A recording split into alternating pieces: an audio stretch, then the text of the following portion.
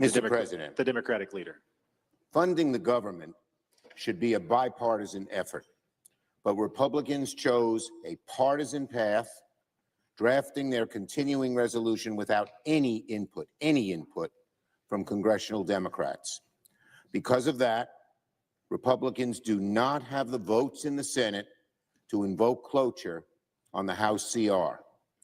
Our caucus is unified on a clean April 11th CR that will keep the government open and give Congress time to negotiate bipartisan legislation that can pass. We should. This is what I woke up to this morning. This is what I woke up to this morning. Chuck Schumer effectively saying, we are shutting the government down. We're shutting it down. We don't accept the continuing resolution. We don't like this. This isn't part of what we are okay with. So we're shutting it down. Now, what he's referring to is a continuing resolution that Mike Johnson is trying to pass in the House. Now, Johnson, for the most part, has the votes in the House to pass the continuing resolution. The continuing resolution would lock Biden's, let's say, prices in going for the majority of the year. Democrats are like, we're not on board for this. We're not okay with this. We don't like this. You didn't consult with us. We didn't, we feel some kind of way about the fact you didn't consult with us. And then, as if they are parrots, animals, birds, repeating the exact same phrase, they put out tweet after tweet after tweet. Let's stop at one. House Democrats are ready and eager to vote for a 4-week funding extension to block those devastating cuts and keep the government open, allowing us to reach a bipartisan promise. Chrissy Houlihan, we haven't left the field. House Democrats say united for a 4-week funding extension that stops calling for cuts, keeps government open, allows Congress to reach a bipartisan funding agreement. Democrats are not on board. Now, to be fair, I have not entirely been paying attention to this. So when Professor Wolf comes on, he will hit this directly. It's weird. And weird may not be the right word for it. When Democrats were in power, they passed legislation or at the very least resolutions without getting some Republican buy-in. So fair enough if they're going to do this. The interesting question is not the shutdown, even though it should be. Why can't government work? Like, why is it that these guys can't pass a budget? And I mean both. It is both of their responsibilities to pass a budget. Why can't they do so? That is fascinating to me. And just as interesting, who will be blamed? Oh, who will be blamed? Under normal circumstances, Republicans get the blame for government shutdowns. And most of the time, it is on them. If you think back to the Obama era, for example, it was purely the Republicans that were responsible for the government shutdown. Hell, not just the shutdown, taking us off the fiscal cliff, which is what many of them wanted. The fiscal cliff being, we don't want to pay our bills. We have the money. We sat at the table. We ate the meal. The steak was great. We don't want to pay for this, which is effectively what they pulled, which was going to take down the entire world's financial system because we are the center of the world's financial system. This, at the very least, is just self-harm. Stabbing us in the liver. Who gets blamed? Who gets blamed? My focus has been on Kursk. My focus has been on Kursk. Kursk is a rout. It's a rout. Ukrainian forces are fleeing en masse. I can't show you the dead Ukrainians. I can't show you the dead vehicles as they were trying to run away. Now, Ukrainian forces are saying, we are leaving orderly. Okay, well, not so much. Not so much. It's not orderly leaving. This is you getting stuck on the only road out and having your forces destroyed on that only road out. That's what this is. Putin even visited the front lines for the first time, and he dropped the suit. You know Putin mean business when he drops the suit, and he goes in the military garb, and they say this. anyone who's on the territory of the Kursk region, I mean, if they are, and if these are Ukrainian servicemen, and if they were engaged in massacres against the civilians that counter our law enforcement and our troops, they are terrorists under our law. That's the designation by the prosecutor's office, and we have to consider them as terrorists under Russian law. We need to take a humane approach toward anyone who will end up in our hands, but foreign mercenaries don't fall under the Geneva Convention on POWs.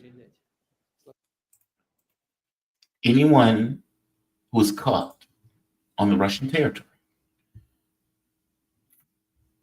that's your ass. That's your ass. Foreign mercenaries, a terrorist. Full stop. If you're a Brit, if you're an American, if you are any other force that you are found on the ground, you are a terrorist and you will be treated as such, and you're not held under the Geneva Convention. We will treat you humanely. However, you are terrorists. You're not military combatants. You are terrorists. And again, when Putin drops the suit, dons the military outfit, business is being done in that moment. Now, this is a day after Zelensky was bid to form to accept a quote-unquote ceasefire. This is the first time, from my understanding, that Putin has taken this visit to Kursk. And he's taken this visit to Kursk because the Ukrainian force that is left, thousands of men, are surrounded. Their supply lines cut. Their ability to conversate or to have conversations with intelligence or in regards to their main military contingent, gone. Those forces are stuck. Whatever is remaining is going to die or get captured. There is no middle ground in those things. Now, people like me, when this first happened, said, this humiliating for the Russians. Fair enough. You got your propaganda humiliation in. And then I said, all of those people are going to die, or all of those people are going to be captured. I was right. I was right. Kursk is an unmitigated disaster. Those forces that are there have been surrounded. The remaining forces that are trying to leave have been routed and are fleeing for their lives in vehicles or, in some cases, on foot, and are being destroyed by artillery, gunfire, etc. It's wrapped. They're trapped. Multiple regions in the Kursk, Sudzha being the big one, have been liberated. They are saying that in 10 days, everybody remaining will be killed or captured, and Kursk will be, in its entirety, liberated. There may be pockets, but for all intents and purposes, liberated. Also, I want you to hear the number of Ukrainians that have been killed. And keep in mind, Zelensky pointed out that he uses best forces for this incursion into the middle of nowhere. 67,000 dead Ukrainians, untold number of NATO forces and vehicles destroyed. What's wild about that too is they use in that offensive in Kursk as much men and materials as they did in the offensive that they did in the spring or whenever they did that main offensive. Meaning they lost more men and material in the Kursk incursion, or as much as they did in their original offensive. This is Gerasimov talking about just utter destruction in Kursk.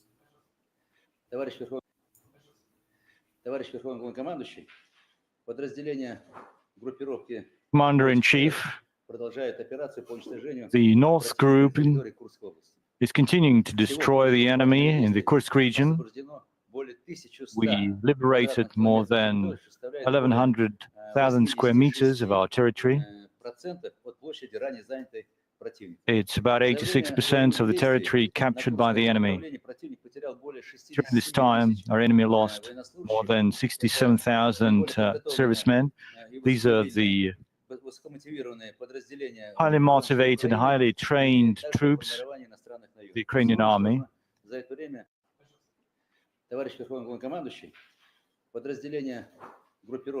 Commander-in-Chief, the North Group is continuing to destroy the enemy in the Kursk region. We liberated more than 1,100,000 square meters of our territory. It's about 86% of the territory captured by the enemy. During this time, our enemy lost more than 67,000 servicemen. These are the highly motivated, highly trained troops, the Ukrainian army. Now,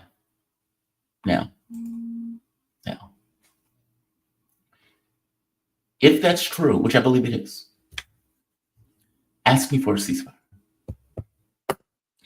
Under these terms, under these conditions, ask me, beseech me, beg me, bend a knee, throwing your body to the ground for a ceasefire.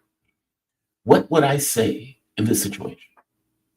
Your forces in my region have been destroyed, fully destroyed. The remaining are encircled. Your incursion into the Kursk region has been a flop. Ask me for a ceasefire. Why would I accept it? Now, the envoy to the U.S., Witkoff, who I actually like, is going to Moscow. He's in Moscow right now. And I suppose he's having a conversation with Putin or whoever his equal is about all of these events. And I suppose he's going to propose the ceasefire, which they already know is not going to be accepted. Why would they accept it under these terms? They are going to fight up to the point there's a larger deal at play. It's just fascinating. I want to go to my guest, though, because we are going to dig into this. And if we have time, I want to be able to dig into Syria. We are joined with the man himself, Arnaud. He's an author, political analyst, and international lawyer specializing in international criminal court. Arnaud, man, welcome to the show. Thank you for joining me. I know it's a bit different because of daylight savings times. I'm sorry for that. I don't control it. You doing all right? I'm doing fine, Jamal. Thank you for having me. I was going into the Kursk issue because I think Kursk is more important than the ceasefire, quote unquote, negotiations.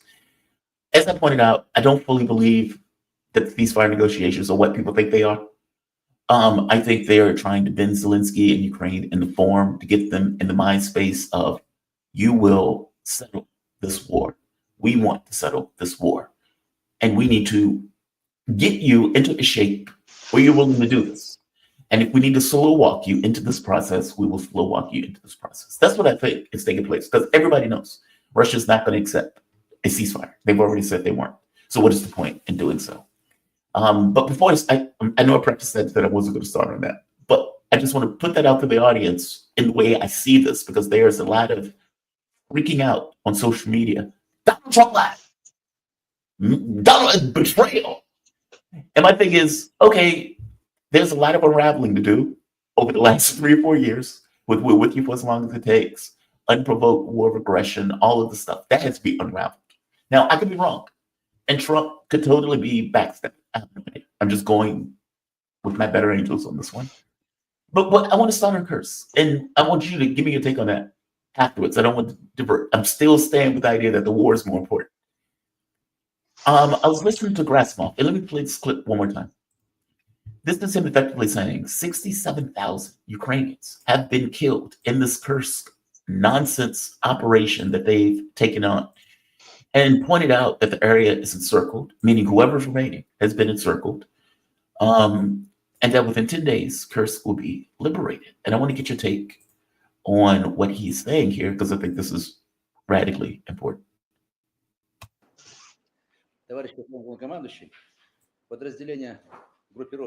Commander-in-Chief, the North Group is continuing to destroy the enemy in the Kursk region. We liberated more than 1,100,000 square meters of our territory. It's about 86% of the territory captured by the enemy. During this time, our enemy lost more than 67,000 servicemen. These are the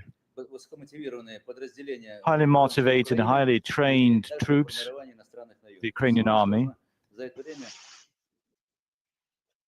You know, what's funny? I use this term when I play chess: harass the enemy, kill the enemy. These euphemisms that we use. Give me a take on what he's saying here.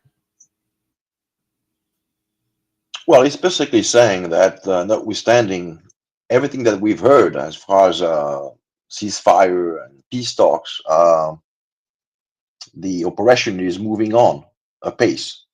And more importantly, since we're dealing with Kursk, whatever leverage Zelensky was hoping to use during any future negotiation, you know, I give you back Kursk and you give me back Donbass, for instance, just, you know, to throw this out there, is a non-starter now. So that's the way I look at it. Basically, let's rewind what happened. We have this somewhat hurried process in Jeddah a couple of days ago, where Trump dispatches Rubio and Waltz to meet with Yermak, who happens to be Zelensky's chief of staff. Zelensky was in Saudi Arabia, but was not somewhat part of the talks, which is important to note. I don't know if he was not allowed, but he was not in on it. So then we come up with this ceasefire, 30-day ceasefire, with this idea that it's renewable, tacitly renewable. But let's look ab initio to the situation. Russia does not even get the chance to play along and say that, yes, that Trump already says he's going to resume sharing intelligence with Ukraine. So right there, I mean, there's not even an incentive for the Russians to even consider the proposal on the basis of those actions.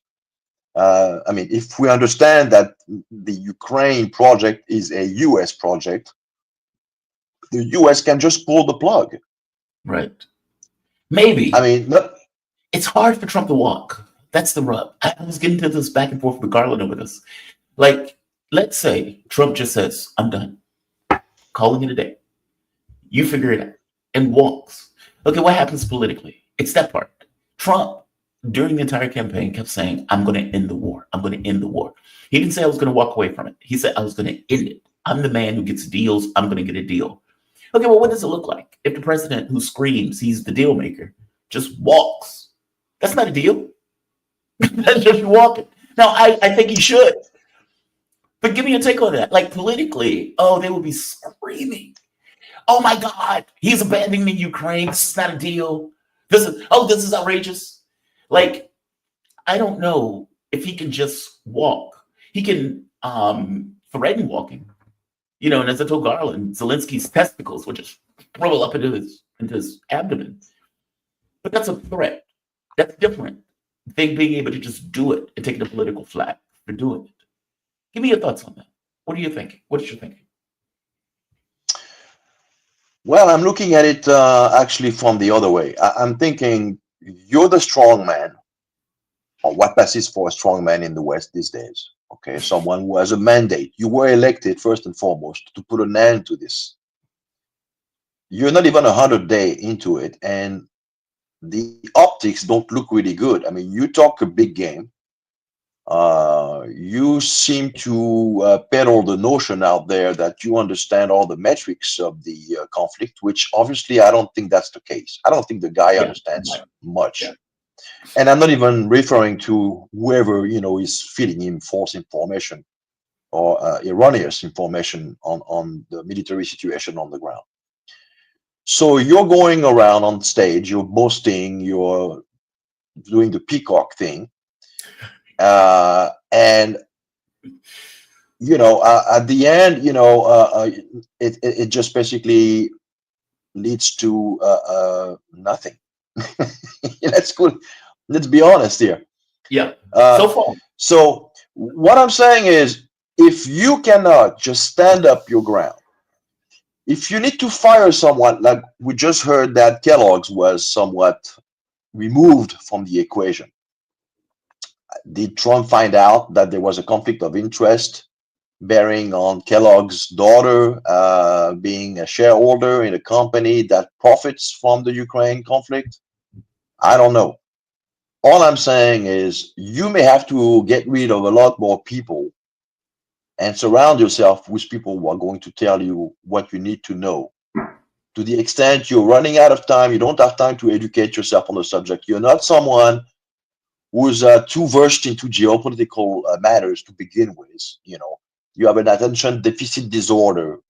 Going from file to file. You want to try to be Mr. Busybody, being on every file at once, occupy the media space. If you want to get where you want to go on this Ukraine file, why don't you surround yourself with people like McGregor, with people like Flynn, with people like Katz, Waltz, whatever his name, the former economist, which we see a lot of, and Sachs.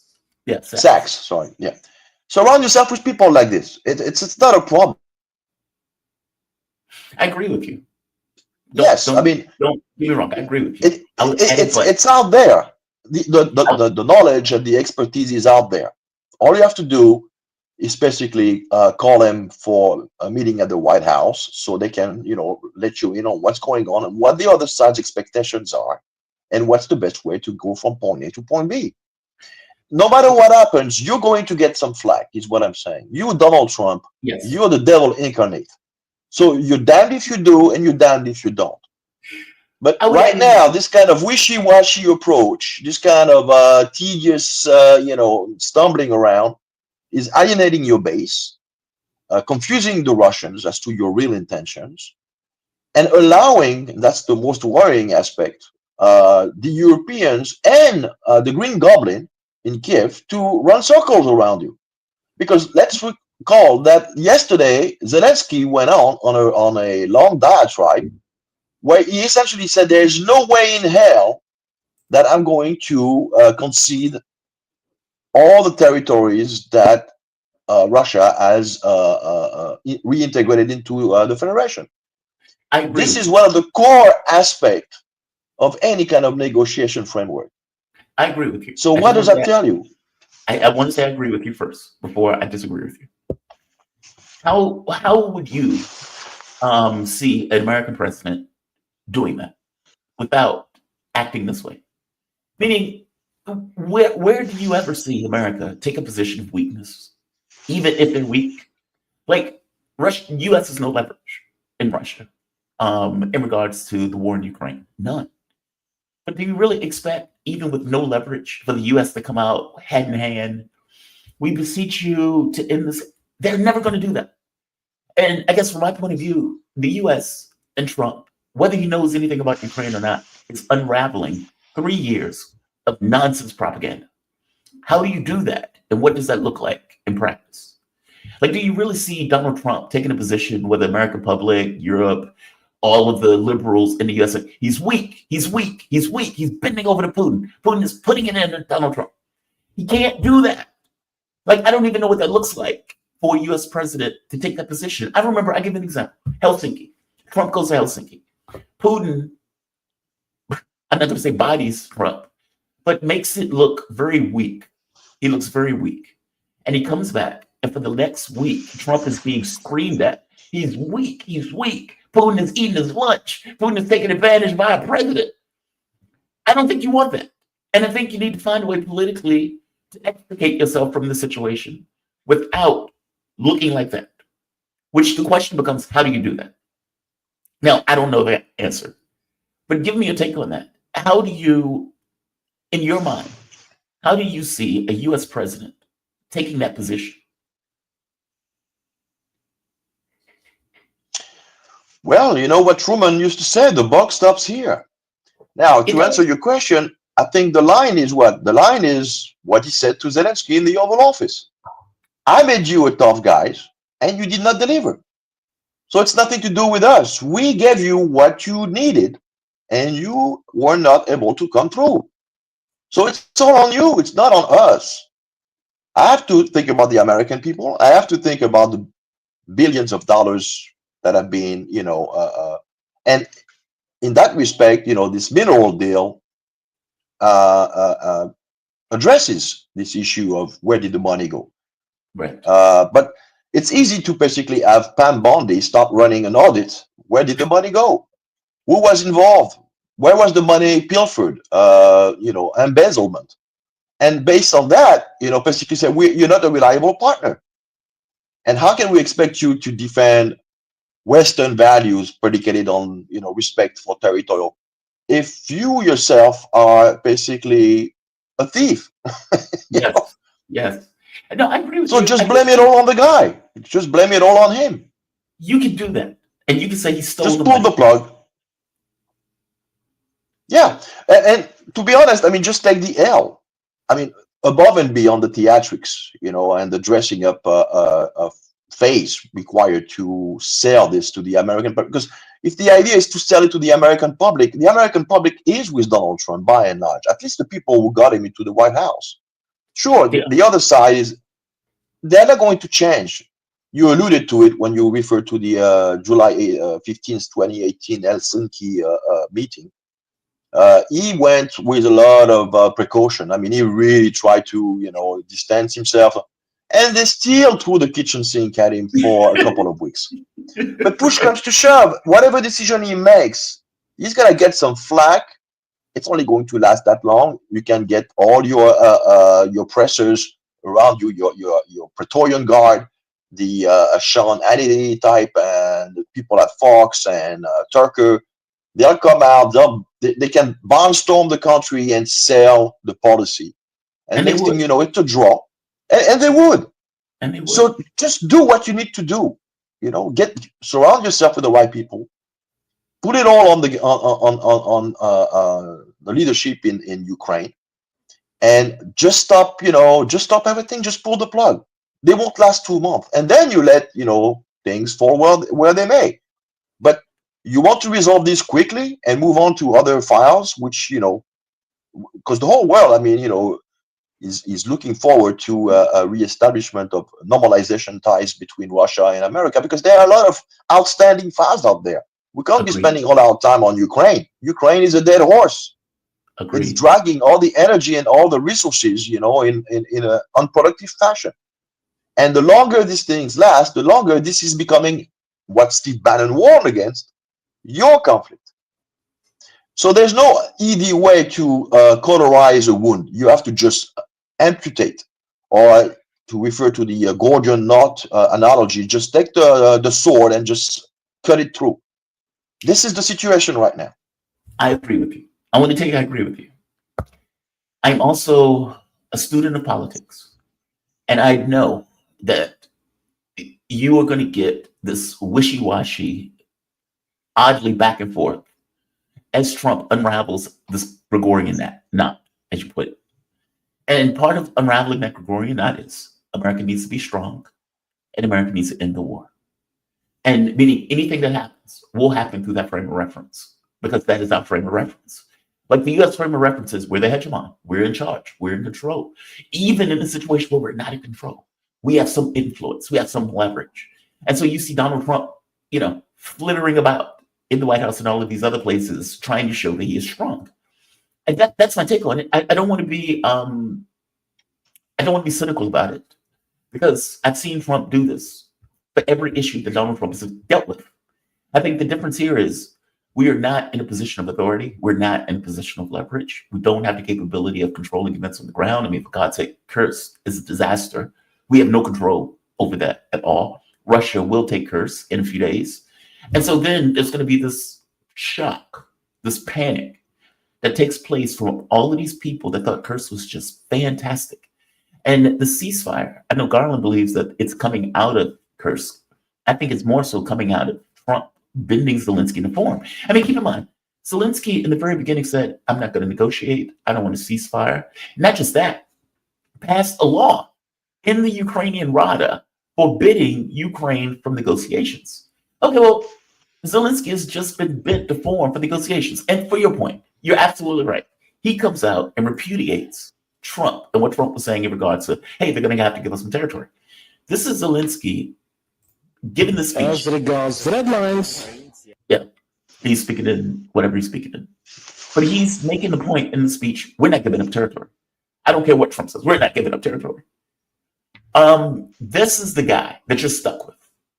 This is the lunatic that Trump has to bend into some sort of shape to A, leave, B, have elections, C, sign a document. Now, my thing is, how do you do that with this lunatic running around repudiating everything that Trump says? You can't have that. You can't have that. You're POTUS. You're the president of the United States. And you have this guy contradicting everything you just talked about a couple of days earlier and being very vocal about it and showing himself, even doubling down in his inability, unwillingness to concede, or to even echo some of those elements of languages which are intrinsically linked to a viable framework to resolve this issue, which is conceding territories. Right. So what else do you need if you're Donald Trump when you hear something like this? You need to get him to leave, or you need to get him to sign a document. And I guess that's my point. Let's say for the moment, Trump takes that hard position of, we're just going to leave.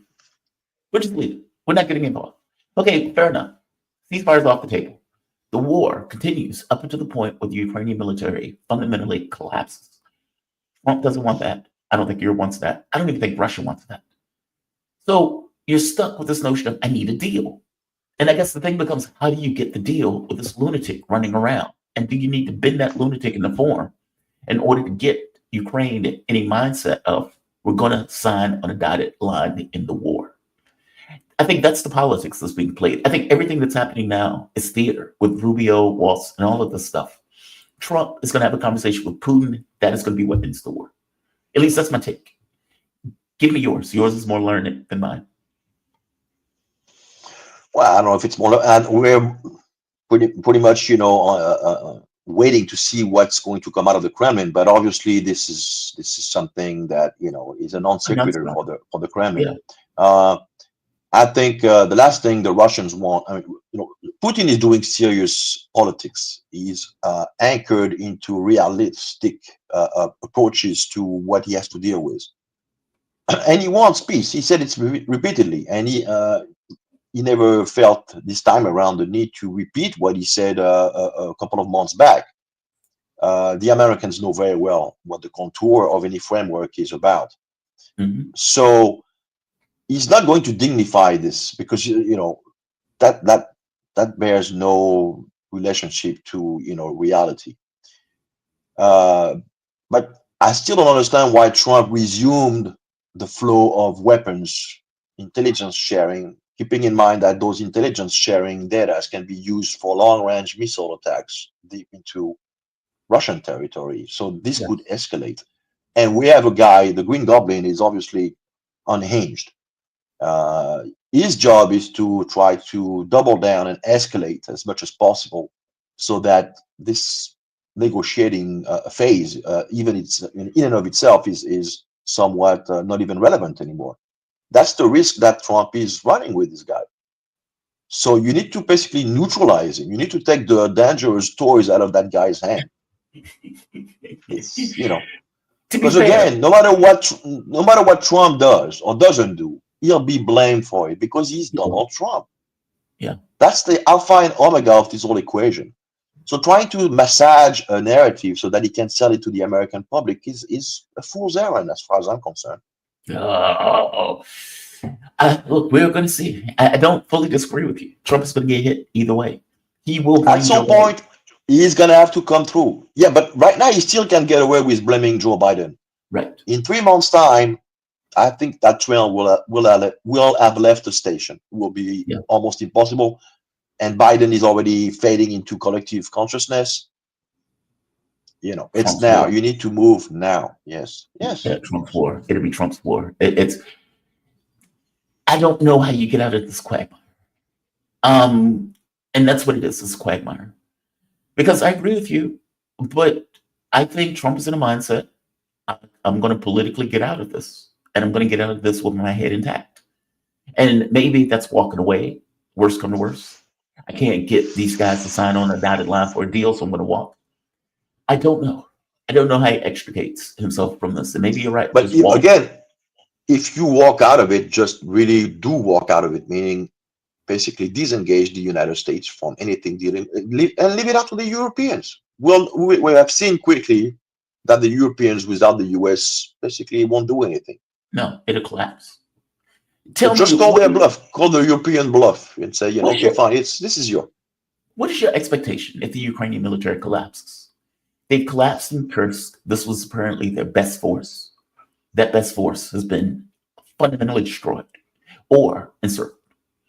What do you expect to happen on the ground? I guess I don't have this idea in my head of what it looks like if the Ukrainian military collapses. Does the Russian military just go to Kiev? Do they take over parliament? What does that look like? It's hard to predict exactly what would happen, including whether or not the Russians will need to go to Kiev. I personally think that there's such resentment within Ukraine's armed forces against Zelensky and everything the guy has done to them. He's destroyed their lives. He's destroyed their country. That if the collapse happens, we might see the Kiev regime itself implode from within, and anything is possible at this point. I mean, there might be a coup. If I were the Russians, I would try to promote factors on the ground that would favor an internal uprising against Zelensky and his clique. And I would keep open back channels with, I will cultivate some of those Ukrainian senior officers in the hope that we can somehow get a understanding with some of them and promote a change from within along those lines. Does that exist? Because there was conversations that Donald Trump was having back channel communications with various elements in the Ukrainian government to try to find a replacement for Zelensky. Basically, we need somebody else. This guy, we can't. But I'm not talking about Timoshenko or any one of those corrupted people. I'm talking about commanders on the field, people who've seen their men being whacked. People who have no stake in that game. Who've lost everything. They only have the loyalty of their men to the extent they were capable of minimizing casualties and treating them humanly. And there are some Ukrainian commanders like this. Those are the ones Russia needs to cultivate and ride with them. Look, I agree with you. I mean, because I think at the end of the day, Donald Trump needs somebody on the ground who will sign it. He may need Putin to create a situation, a reality on the ground that helps him basically say, hey, see, I didn't have anything to do with it. It was completely out of my. Yeah. That's what I would consider is a good outcome for Trump in terms of his communication, political communication, domestically speaking, and for the Russians as far as not having to go all the way to Kiev and occupy the country until the cleansing has begun. With this back and forth, what is Moscow thinking?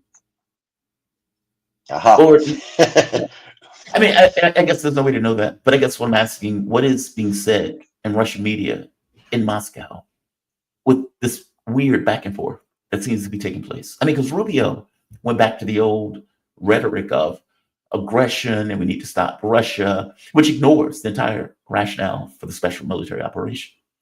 So what are they thinking in Moscow on this? Well, there's been a couple of statements made by a senior member in the Duma, and basically they are rejecting this proposal. They're saying it's a joke. It's a Minsk 3. It's got Minsk 3 written all over it, and it's and we hear often the notion that did Hitler in his bunker in the waning days of World War II, beg for a ceasefire? It's like, you're done, man. We're gonna finish this off, and it could be an unconditional capitulation. Period. You learn in the bunker. But ceasefire. Even complete with trying to get kids into the war. Even complete with that. Oh, we need to get our 14-year-olds. We need to get our 18-year-olds. Now we need to put the gun in their arm. Yeah, I feel you on that one. I want to move to Syria real quick because you mentioned Syria in our communications. I am disheartened by what's happening there, and I'm fascinated by it on some level. We were told that this was a new Syria. We were told that Assad forces have been beat back, and now we have this new democracy that is rising up. And people like me said, oh my God, this is a disaster. They're going to go on a killing spree of minorities. Now, it wasn't because I loved Assad. It was more so because I knew that the moment that Assad left, all hell was going to break loose. I watched Libya. I watched what happened to Iraq when ISIS took over. I assumed the same thing was going to take place in Syria. Mark pointed out the Leviathan. He was like, when the state leaves, people are vulnerable. And his point of view, that's what we're saying. What is happening in Syria right now? Well, it's utter chaos. I mean, as you recall, in the wake of Assad's departure, basically the state collapsed. 1 million public workers were laid off. Salaries have stopped being paid.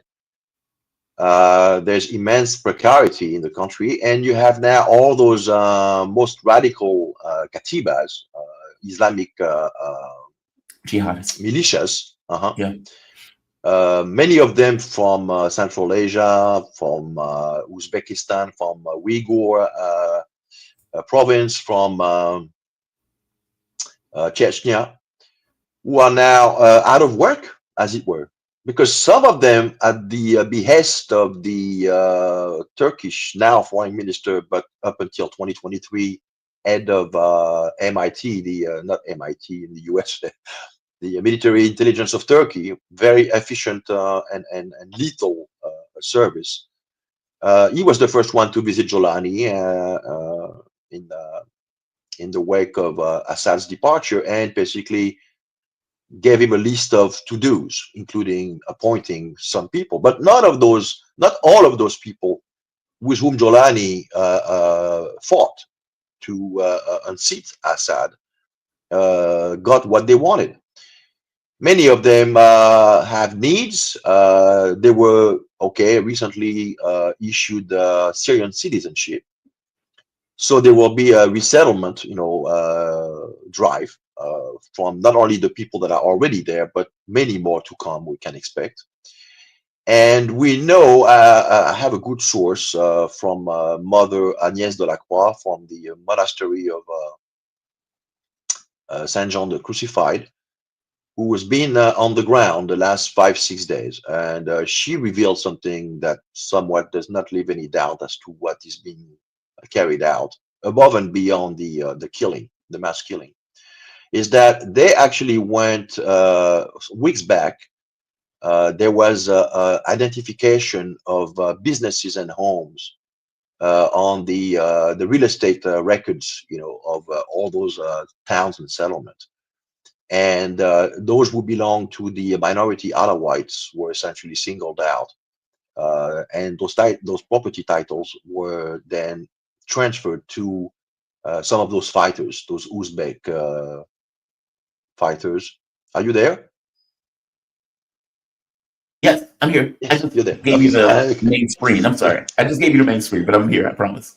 It's okay. And so basically now the problem that, I mean, what remained once those transfer of property deeds were effected was to proceed with the physical expulsion, eviction of those people. And so the pretext used was, keep in mind that for the last 3 months, we have essentially self-regulated militia composed of those Wahhabist, Takfirist types, Right. basically taking out their frustration on minorities, whether we're talking about Alawites, Christians, Shias, you name it, moderate Sunnis, because many Sunnis do not, obviously partake into this nihilistic approach of Islam. And some of them paid the ultimate price in trying to protect some of those minorities the last 5-6 days. But suffice it to say that in that background in that context, some of those katibas, those militias, entered the village, the native village of Colonel Souheil Al-Hassan. Now, Colonel Souheil Al-Hassan was the in charge of the 25th Regiment, one of the most efficient Syrian regiment during the war from 2011 to 2020. So respected, including by the Russians, who know a thing or two about military matters, that the Russians themselves, fearful that Al-Hassan glory on the battlefield would now bring him enmities in Damascus from the old guard, who didn't look too favorably to this kind of newcomer. The Russians assigned to him Russian bodyguards. Okay, so those katibas went to this guy's village, native village on the coast, and they did what they proceeded in doing what they've been doing the last 3 months, which is basically assault people, insult them, occasionally executing in an extrajudicial manner, someone who might be tempted to resist. Mm-hmm. And that was somehow the drop of water that had the cup overflow, and people there started arming themselves and organizing themselves in small groups under a general umbrella called the Coastal Defense Shield, but by no means attached to the Assad government. So all this notion about regime remnants, which is something we hear a lot now from Al Jazeera and from the official communication channels out of Damascus, it does not reflect the reality. Those people were just tired of being shot for no reason, have their women raped, being extorted, being kidnapped for ransom, etc., etc. But unfortunately, this was used as a pretext by we can assume by the regime, because everything was coordinated in such a way that within 12 hours, muezzins in mosques in Idlib, which was Jolani's stronghold before he extended his control over the whole country, but also in Aleppo, started calling out explicitly for all the mujahideen, wherever they might be in the country, the rest of the country, to converge on the coast and liquidate, the infidel, essentially, right? They have a term for it. It's called Nuazerite or something like this. They refer to the Alawite, essentially. And the Alawite are hated. I mean, they've been hated for centuries within Islam and considered like heretics. It's even worse somehow to be associated to the Islamic faith, but as a heretical offshoot, than to be a non-Muslim, because a non-Muslim can always convert to the true path, whereas a Muslim who follows a kind of an offshoot, whether you're a Shia or an Alawite or Ismailite, you're unredeemable, because you're an apostate, essentially, and apostasy in Islam is punishable by death. So they managed, in that sense, to get they played those mosques, played the role that was played at the time during the Rwanda genocide by the radio of the 1,000 Hills, Radio de Mille Collines. They incited and they exhorted and called for retribution. And so, in that sense, 50,000 mujahideen of the worst, most radical, fashion converged to the coastal areas. Yeah. So initially they took control of the checkpoints, and then having done so, they started not going to the areas where reported fighting was going on. No, they directly, almost as if, and that connects with this deed, this analysis of who owns what. They knew where to go in order to proceed with the eradication, the systematic eradication of all the people that were, homeowners, business owners. And Agnès Delacroix, who was again on the ground the last 5 days, was in Bania, which was one of the hotspot of what's been going on. She reported that from what the people told her, they were going in every apartment building, floor to going into apartments and killing everybody summarily. As far as the businesses were concerned, you could see lines of businesses some of them burnt to a crisp, but occasionally you would see one of them was left intact with like a marking on it, a little bit like back in Pharaoh's day when some were spared only to the extent there was a special marking on it with the white painting. And those businesses were somehow identified as, you guys don't touch this, is one of ours. You see, don't touch this guy's business. He's with us. And so, this is what's been going on. She reports that in the town of Bania alone, 3,000 people died.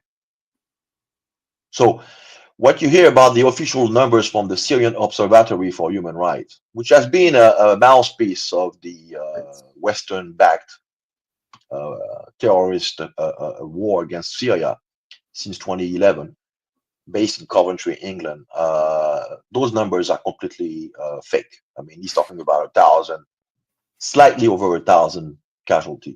We're talking about probably no less than 3,000. Some people, some sources on the ground report anywhere, it could be up to the 12, 15,000. But we don't know because the UN sent a delegation, but they were basically chaperoned by Jolani's goons. And so they never were allowed to go outside of the beaten path. So they haven't seen anything. We know that forests were set on fire with people inside it. We know that wells were poisoned. We know that Jolani's goons, their squads, essentially disposed of the bodies by throwing them down into the ravines from mountain tops. So, and we know that at this point it's difficult to even know what's going on, because in that cleaning up phase, leading up to the UN delegation, they deployed cleaning teams dressed in hazmat suits with bulldozers, and they basically collected not only the debris to try to clean up the streets and make them presentable, but all the bodies that were littering the streets as well, and basically buried them summarily in mass graves, unmarked mass graves. So we might, never know. And some of them were pre-selected and dressed. The corpses were dressed in military fatigues from the coastal defense shields, and disposed in such a way that they could be portrayed as having been killed during firefights with the katibas. You see? At the same time, there's a ban now, because that was a big mistake. Initially, those guys are so crazy that they filmed themselves. It's all over the internet. Yes. After 5 days, Jolani, realizing that this was not good for business, since on top of it, he's trying to get sanctions lifted and trying to get reconstruction funding, coming back, having sent one of his emissaries to Amman for a conference on this issue, and sending his own foreign minister to Brussels on March 17th to discuss reconstruction for Syria. This was a PR disaster. So we can assume there was a centralized white paper or memo distributed in such a way that, not calling for the end of the killing, but calling for the killing not to be recorded or put on tape. Right. And so they arrested a couple of people, not because of what they had done, but because they had filmed it, essentially. So this is where we are. It's ongoing. By any stretch of the imagination, let's not imagine that the killings has abated. It has not. It's just that now they've taken prophylactics measures to make sure that nothing leaks on the internet. Stop. So we have 8,000. There's about 8,000 inhabitants, civilians, who managed to get into the Russian base, air base of Nemin. I saw that. Okay, the Russians are providing them with first assistance, food, water.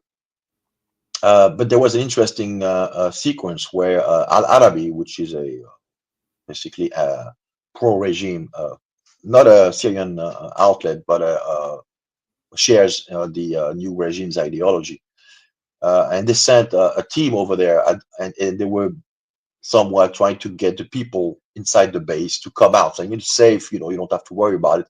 They even sent someone who's the mayor of Banias, as it turns out, who a couple of days earlier on tape was calling for mass murder, who basically now was saying, no, you don't have to worry, everything is fine, it's exaggerated, don't believe what you hear. So it's crazy. And the people inside the base were basically saying, we don't believe you, you're liars, you're murderers, But how long and can they we could stay in see, that base? well, that's a difficult question to ask.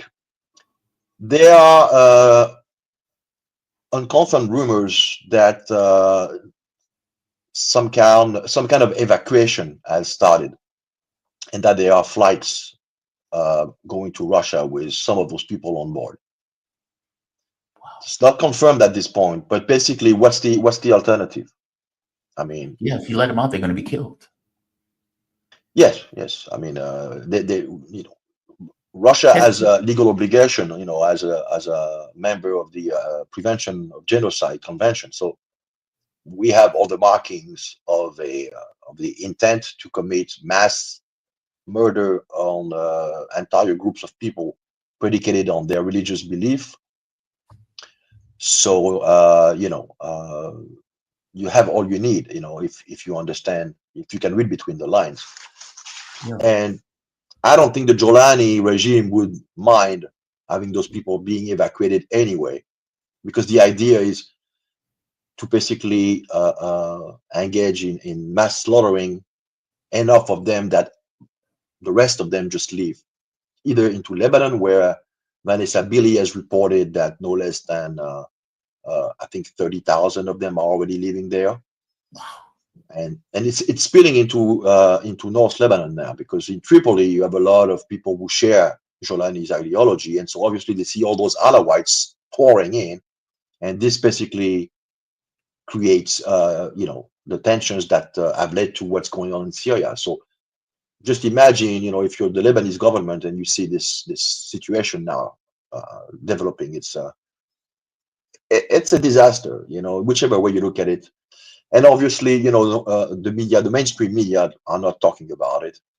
Oh, they're so because they call it loyalists.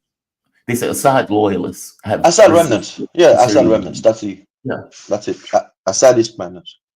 And the EU actually belatedly issued a communique 3 days after the start of the killing, blaming, like as we just said, blaming the violence on Assad nostalgists. So just astonishing. I mean, that's the way Western media's reported it here. Assad loyalists attack the government. Yes.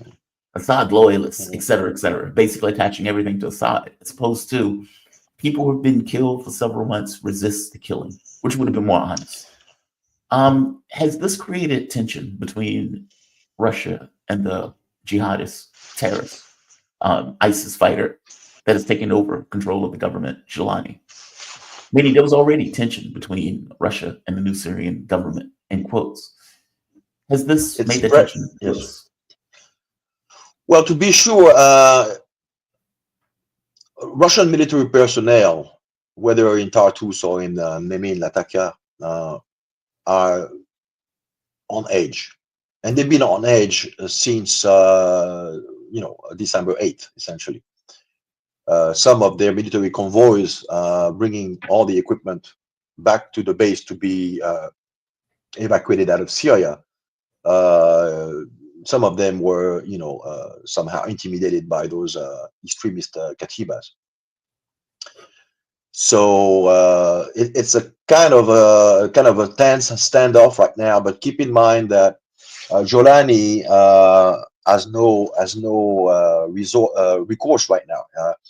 He needs to try to diversify the range of people with whom he can engage in negotiation to somehow provide the bare necessities, because the country right now has not even access to fuel or diesel, gasoline.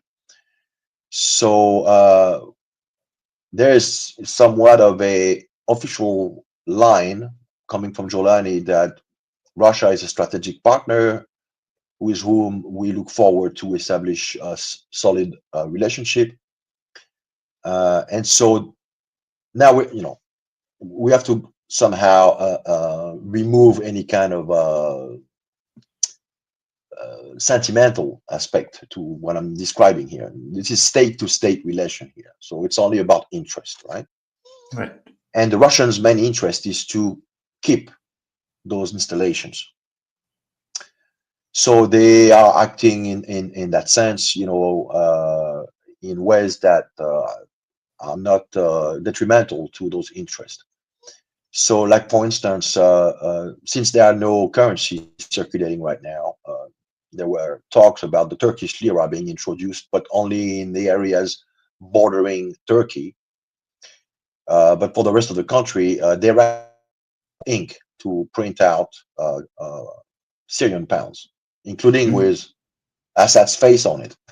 It's like, so Russia was able to somehow, alleviate this problem by, providing the ink and the paper to make bills. Just to be clear, you're saying they didn't even have the ink necessary to print money. Yes, because everybody has been laid off. So all the the people in charge of printing money were public workers. They were laid off. 1 million people were laid off.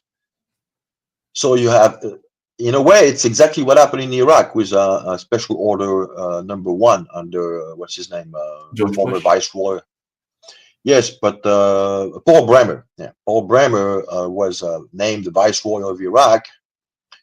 And his first order of business was to debathify and to dissolve the Iraqi army, thereby laying off people and depriving them of their sole source of income. So this is what we're saying. It's the same. It's a page from the same textbook, essentially.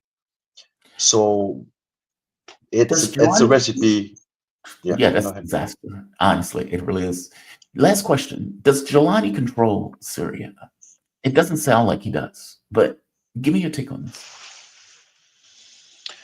Well, we have to understand that the quasi-totality of Jolani's cabinet ministers they have Turkish citizenship. So Jolani is the authority, let's call it the authority, not the presidency, but the authority by default. It's an extension of Turkish intelligence. Yeah. So the whole thing is a Turkish intelligence, which explains why the Israelis have now denounced conveniently what happened the last 5 days by blaming Jolanis to justify their own seizing of those 3 southern provinces to use them as a buffer zone against those radicals. But in the end, it obviously advances the agenda of expanding territorial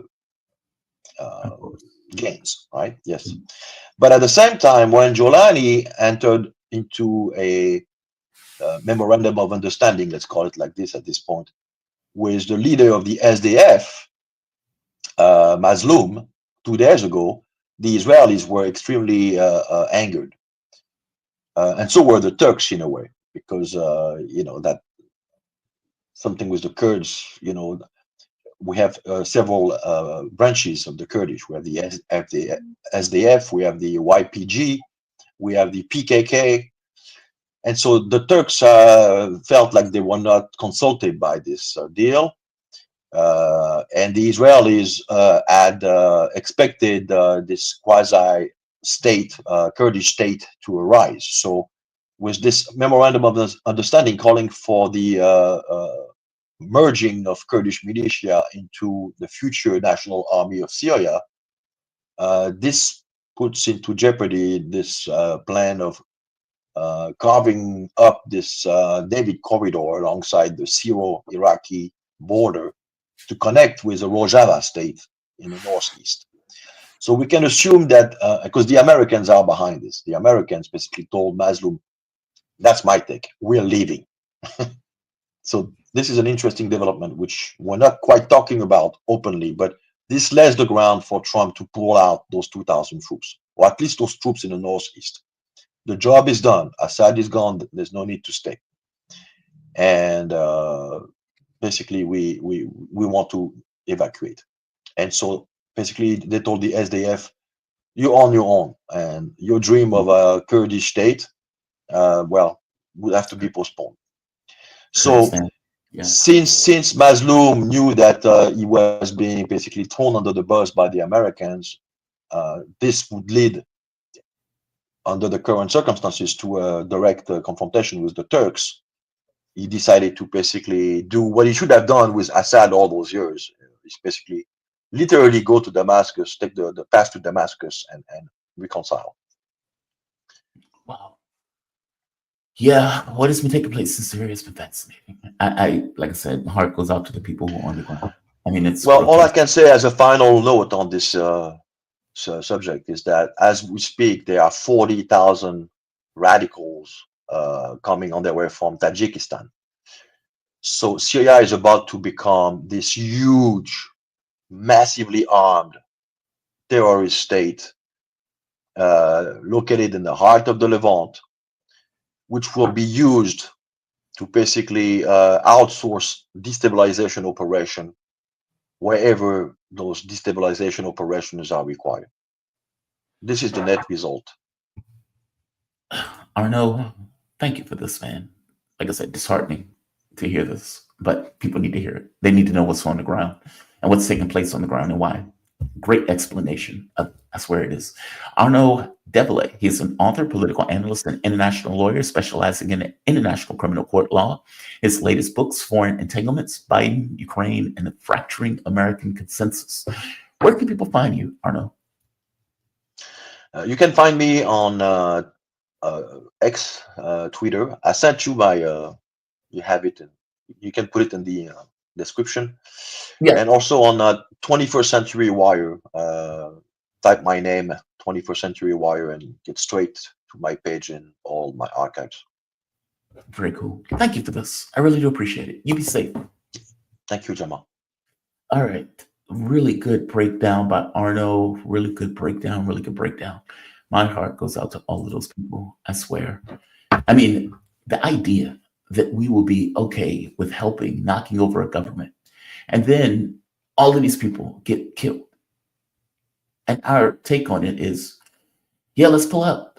We've accomplished our objectives. We stole the oil, we stole the water, we hover over the farmland so the Syrians can get it. The military degraded, the country degraded. They eventually fell apart when there was this kind of overthrow of the government. We succeeded. Time to go home. And Trump will pull the troops out. They get a pat on the back. You shake their hand. Thank you very much. And this will be us pulling out with the propaganda that the people who are effectively fighting for their lives in this kind of resistance, Druze, basically the minority groups that are there, that those are Assad loyalists. Oh, that is what a slap in the face. It's just what a slap in the face. I want to bring in my next guest. We are joined with the man himself, Ted Raw. Ted Raw is a political cartoonist, syndicated columnist, host of Connecting the Dots with the great, the beautiful, the awesome Manila Chan. Takes place at 10 a.m. every morning. Ted, what's going on, my man? How you doing today? I'm doing very well. Actually, the show is the TMI show. If I didn't correct that, Manila would. Oh, what did I say? I'm sorry. Connecting the Dots. Although I like Connecting the Dots. Oh. It's actually a better name. No, I'm sorry. Connecting the Dots. I'm going to steal that now. Well, you can't steal it. That's Wilmer's. TMI. Too much information. I'm sorry, Ted. I'm so sorry. I would never want. Oh, I'm so sorry. Want to make an enemy of Wilmer. All right. Yeah, yeah. He's a dangerous. That'd be man. Dangerous. That'd be bad. I'm sorry. TMI, too much information with Manila Chan and Ted Raw. Check them out at 10 a.m. every day. Ted, you have my deepest apologies. I'm really sorry. No worries. Um, I'm good I there. will. I woke up to this morning, and I want to get your take on this. I'm fascinated by the turn of the worm. I'm going to call it the turn of the worm. Give me your take I don't know on what that term is. That expression is from, by the way. Who turn is of the this? worm. Who is this worm, and why is he turning? I don't know. I don't know where Yeah. it comes from, but I like the way it sounds. Yeah. Here is Chuck Schumer. Chuck Schumer. Mr. President, The Democratic leader. funding the government should be a bipartisan effort, but Republicans chose a partisan path, drafting their continuing resolution without any input from congressional Democrats. Because of that, Republicans do not have the votes in the Senate to invoke cloture on the House CR. Our caucus is unified on a clean April 11th CR that will keep the government open and give Congress time to negotiate bipartisan legislation that can pass. We should. So Mike Johnson, just to give a little bit of context, wants a continuing resolution to go all the way out to basically October. The Democrats have fell in line and have effectively said, no, we are not going to accept your continuing resolution. Now, correct me on this if I'm wrong. I thought that the continuing resolution, I got to be honest, I've been paying more attention to what has been taking place in Kursk. I've been fascinated by this fundamental collapse of the Ukrainian military. I saw Schumer saying this morning. Now, I've been paying attention on some level to the fact that they're about to shut the government down, but I wasn't sure if they were going to actually do it. It sounds like they're going to do it. They're going to shut the government down. First, give me your take on this. I've watched over and over again where Democrats held these bodies where they were like, we are not negotiating. I'm sorry, where they are going it alone. In many of these, we're going to get alone, we're going it alone, we don't have Republican votes, we're going it alone. And Republicans will take the same position of complaining and saying, we're shutting the government down. Now, Democrats are in this position of shutting the government down. Now, to be fair to Mike Johnson, and even to be fair to, what is his name? The one that was there before Mike Johnson. They were willing. Yeah, how quickly we forget. Yeah, I can't even remember their name. Yeah. I just remember him being in a pissing match and being very upset on his way out. But either way, both of them. McCarthy, thank you, McCarthy. McCarthy and Johnson have been willing to get Democratic votes. And to remind people, the reason that McCarthy is no longer in power is because he went to get Democratic votes. That he went and trying to get Democrats in order to help him keep the government open. There were elements of the Republican Party that didn't like it, 9 of them specifically, and they were willing to pass, basically to pull his card, have no confidence vote, and get McCarthy out. I can't think of the guy's name. These names are eluding me this morning. It was the one that had an investigation open about the child. Matt Gaetz. Matt Gaetz, thank you. Matt Gaetz went to the Democrats, or went to the media and said, McCarthy is getting Democratic votes behind the scenes. And there was outrage. 8 Republicans joined in with Gaetz, and they got rid of McCarthy. All right, they got Mike Johnson. Johnson comes in and does the exact same thing. Goes to Democrats, get the votes necessary to keep the government open.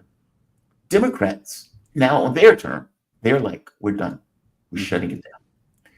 Will Democrats get blamed for this? Well, of course they will. They never do, though. Under normal circumstances, Democrats don't get blamed for government shutdowns. Well, that's because normally Democrats don't do it. Normally, when the government gets shut down, actually, when you go to take your kid to a national park, usually the reason that Smokey Bear is not there is because the Republicans have shut it down.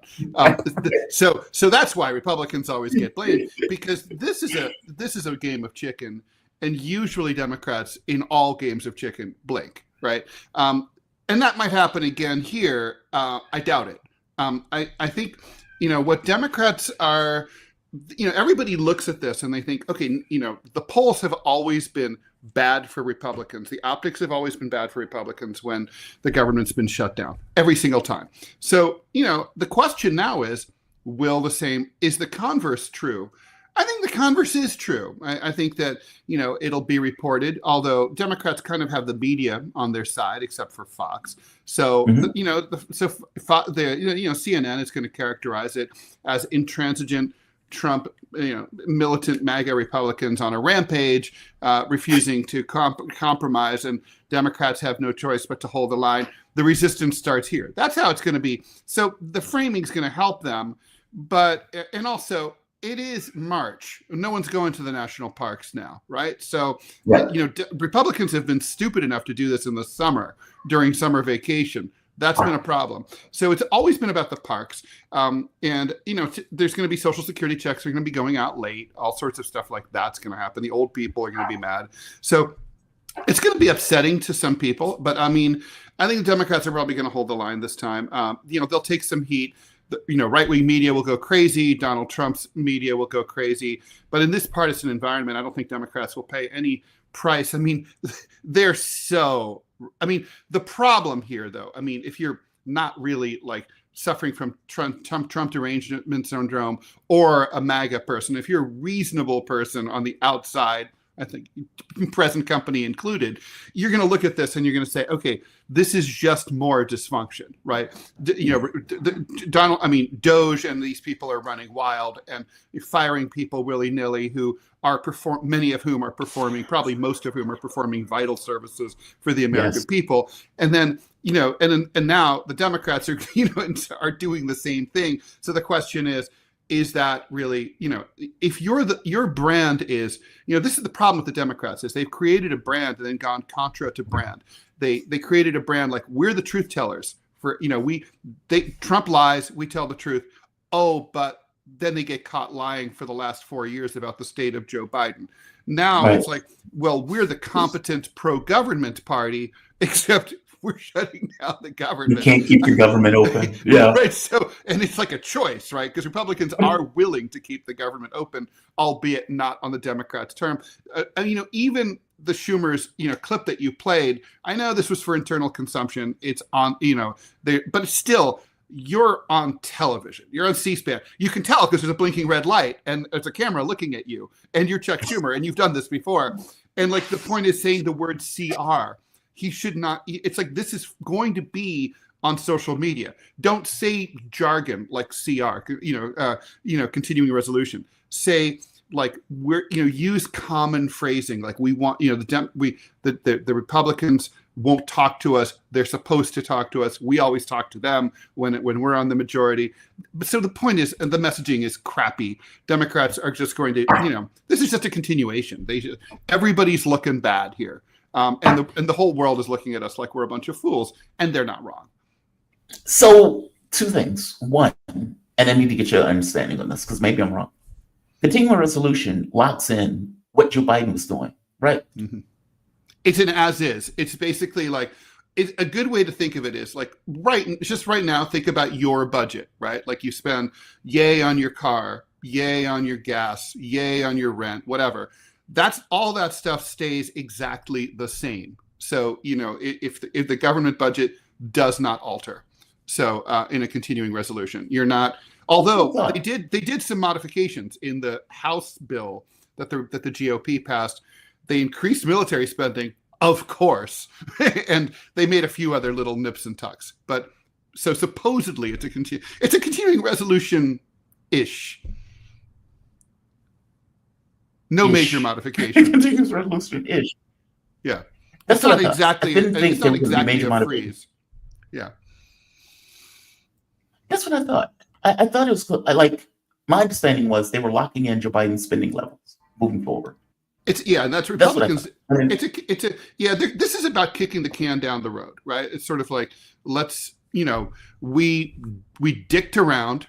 And now, it's finals week and the paper's due. Shit. Who could have ever seen this coming? Well, anyone who owns a calendar. But, it's like, okay, you guys didn't do anything. So now here we are. Okay. It's like all the people I know people who every year file an extension for their taxes. I'm like, why? You have everything. What are you doing? It's like, it's psychological. They just don't want to pay on time. Yeah.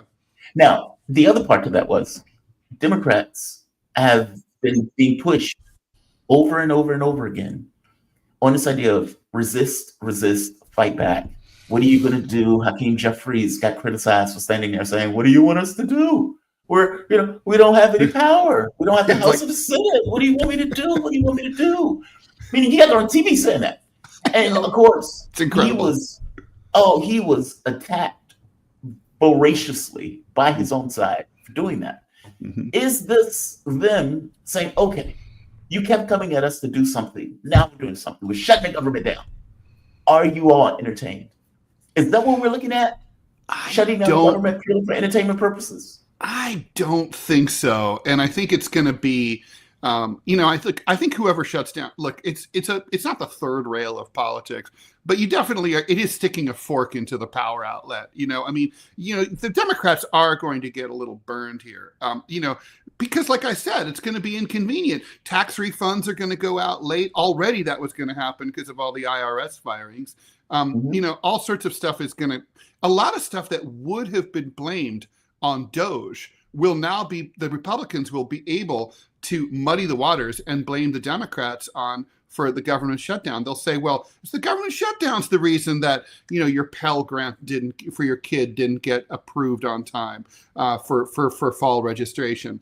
And if this hadn't happened, I think what this is about Democrats trying to find a way, not really for consumption, for political consumption, for you and me and for the voters. This is more about on the Hill trying to push back a little bit and say, we have a spine and you can run roughshod over us only so far. And we're going to just say no. This is, Republicans were here a long time ago. We've seen Republicans do this for decades, and they've held firm. Mitch McConnell held his conference, firm under Obama, and that's been basically the GOP posture ever since. So now this is Democrats kind of like saying, well, we're going to do what they did, and I think this is about like on the Hill. This is about internal politics. Like you can't, you need our 6 votes. We're not going to give them to you for free, and I think the Democratic calculus, which is probably not wrong, is we'll get burned in the polls, but it won't matter because the next time we're going to be called to account is, in a year and a half at the midterms. So right now, that'll be ancient history. No one's going to remember the government shutdown of March 2025. So it's like they're probably thinking we won't pay any price for this. We can sort of make the Republicans deal with us. I think that's what this is about. Well, we'll see if the Republicans deal with them. I don't think a government shutdown in Donald Trump's first, just as he's getting in the government is a positive thing for Trump. I would imagine he doesn't want it. No, he probably doesn't. But it does help him. It does help him deflect on Doge. And which has been a mess, because you're absolutely right. Doge has been firing people left and right. And it's like, okay, well, what power does he have to even do this? Like, how does Elon Musk get this level of authority? Now, at some point, Trump came and says, okay, it's not Musk that's doing this. Effectively, he's the hand of the king. He's doing this on my benefit. But let's be honest. What they're trying to do is destroy government. They're destroying Social Security, destroying Medicare, destroying Medicaid. And they're doing this under this idea of we're going after waste, fraud, and abuse. It's like, okay, but you're taking out nearly $1 trillion for Medicaid. How is that? Does Medicaid really have $1 trillion to give? I don't think so. Of waste, fraud, and abuse, and the language that they're using. Will this fall back on Trump? I mean, the reality of it is, if you destroy Social Security, Democrats don't have to change anything. They just point and say, hey, that guy's destroying Social Security. That guy's destroying Medicaid. That guy's destroying Medicare. That's a big deal. Maybe they shouldn't do that.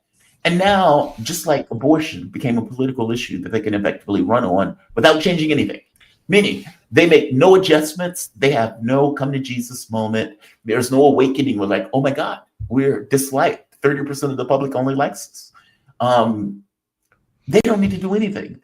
That's my big issue with the destruction of these things. And don't, really enough. Yes, I care about the fact that they're destroying all of those things.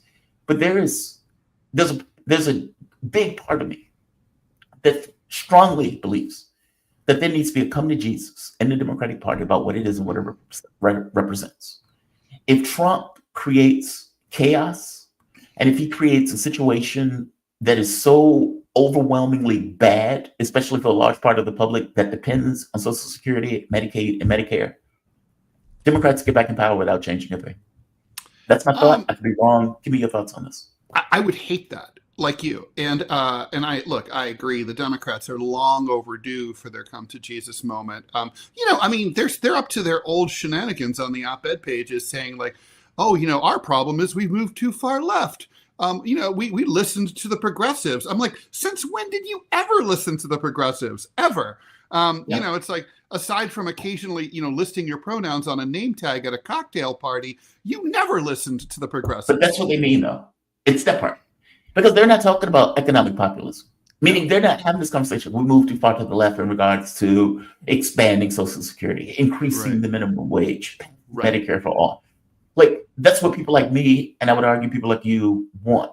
Yes. That's not what they're talking about. They're talking about, the public didn't like us forcing our pronouns on people. That's moving too far to the left. Meaning they're talking about this kind of social left, this woke left, that even people on the left are greatly annoyed by.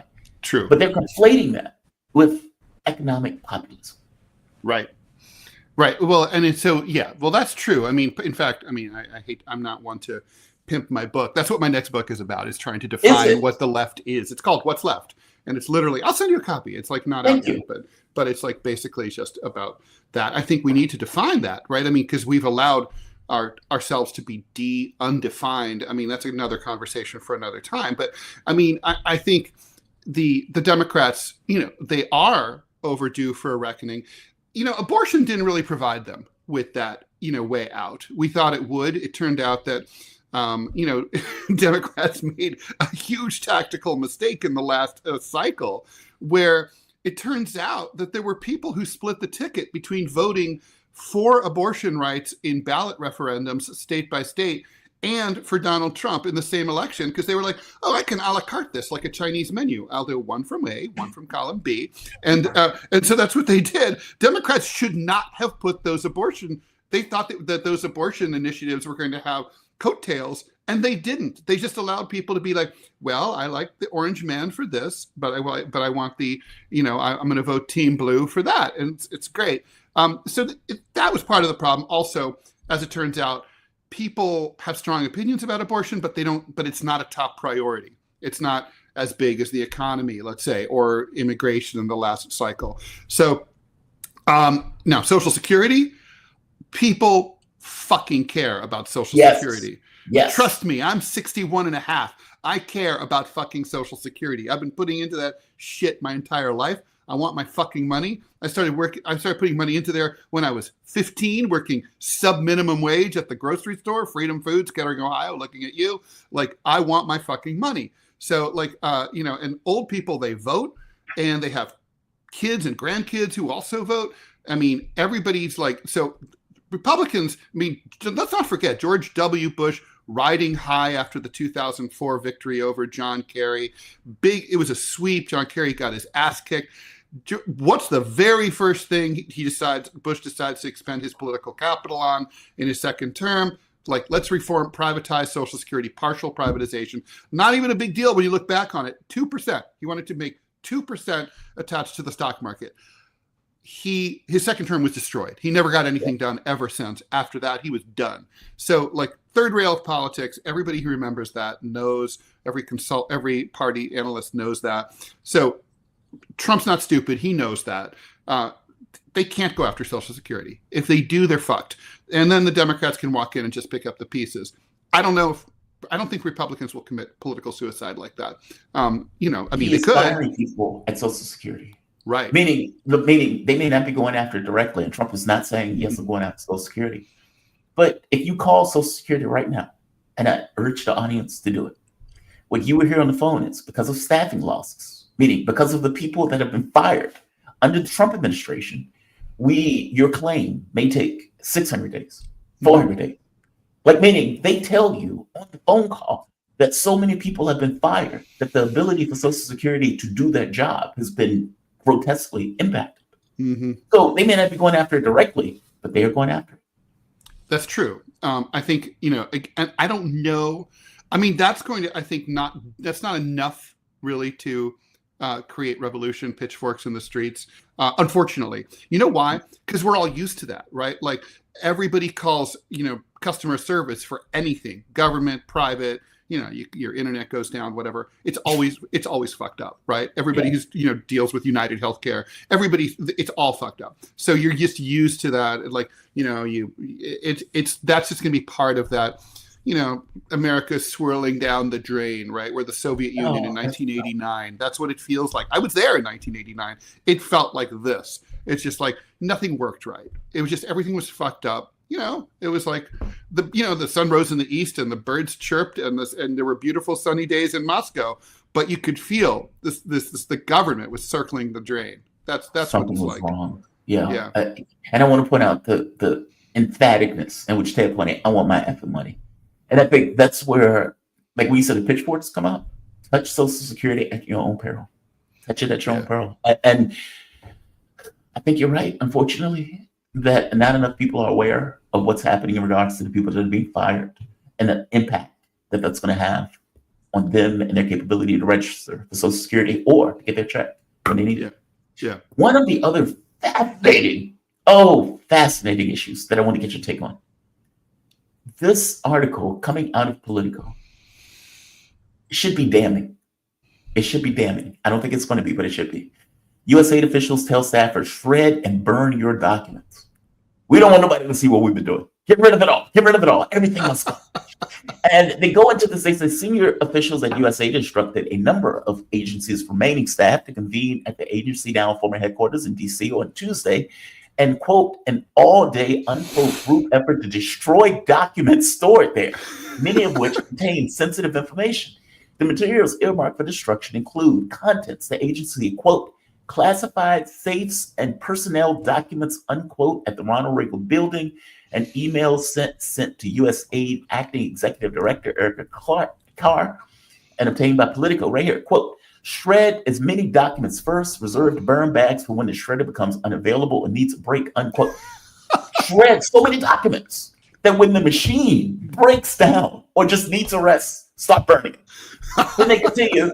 They say Carr instructed staff to label the burn bags with the word, quote, secret, unquote, and, quote, USAID BIO agency shorthand for Bureau and Independent Office, unquote, in a dark Sharpie. Okay. Question. Operative question. Why do you need, if this is an aid organization where you are just giving food to kids, why on earth do you need to shred? And then when a shredder breaks down because you've shredded so many documents, to burn the remaining documents? Tell me, Ted, why do you need to do that? I'm going to try. Okay, I'm They're going to just try. feeding babies. They're just feeding babies. I'm going to try to speculate why the positive possible spin on this.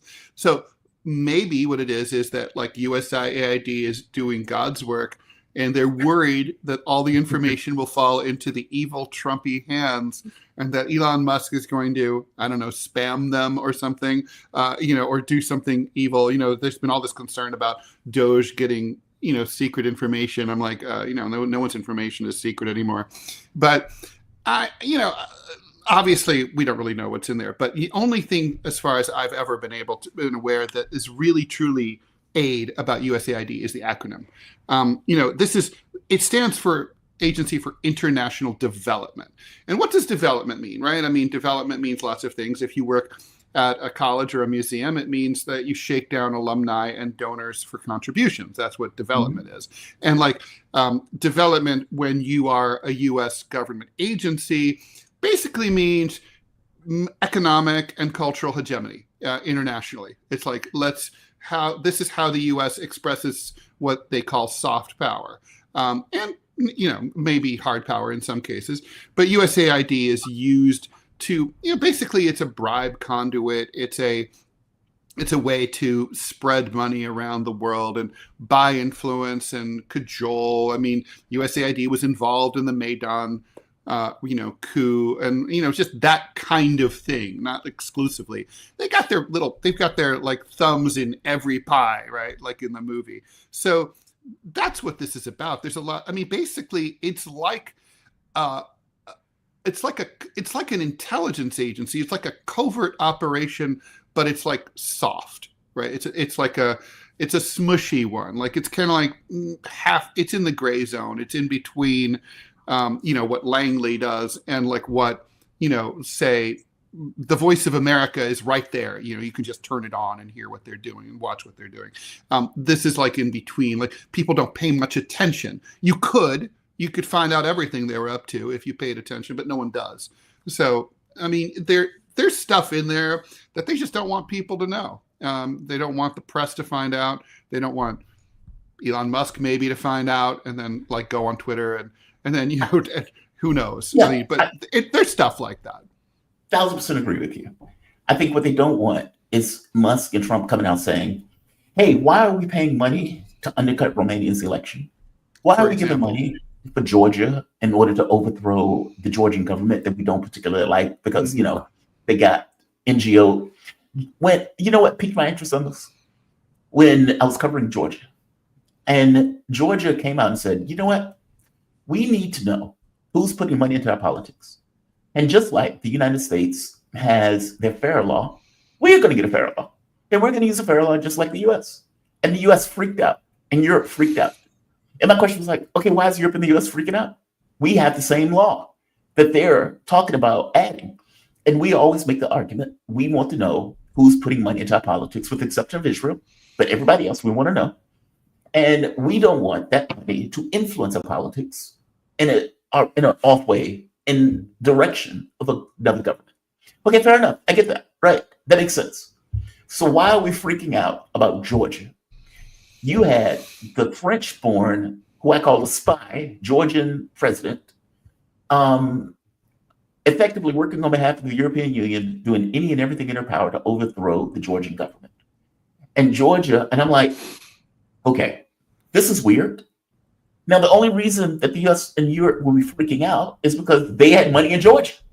And they had money in Georgia in a way that was trying to dictate political events in the country. And Georgia was like, this is a no.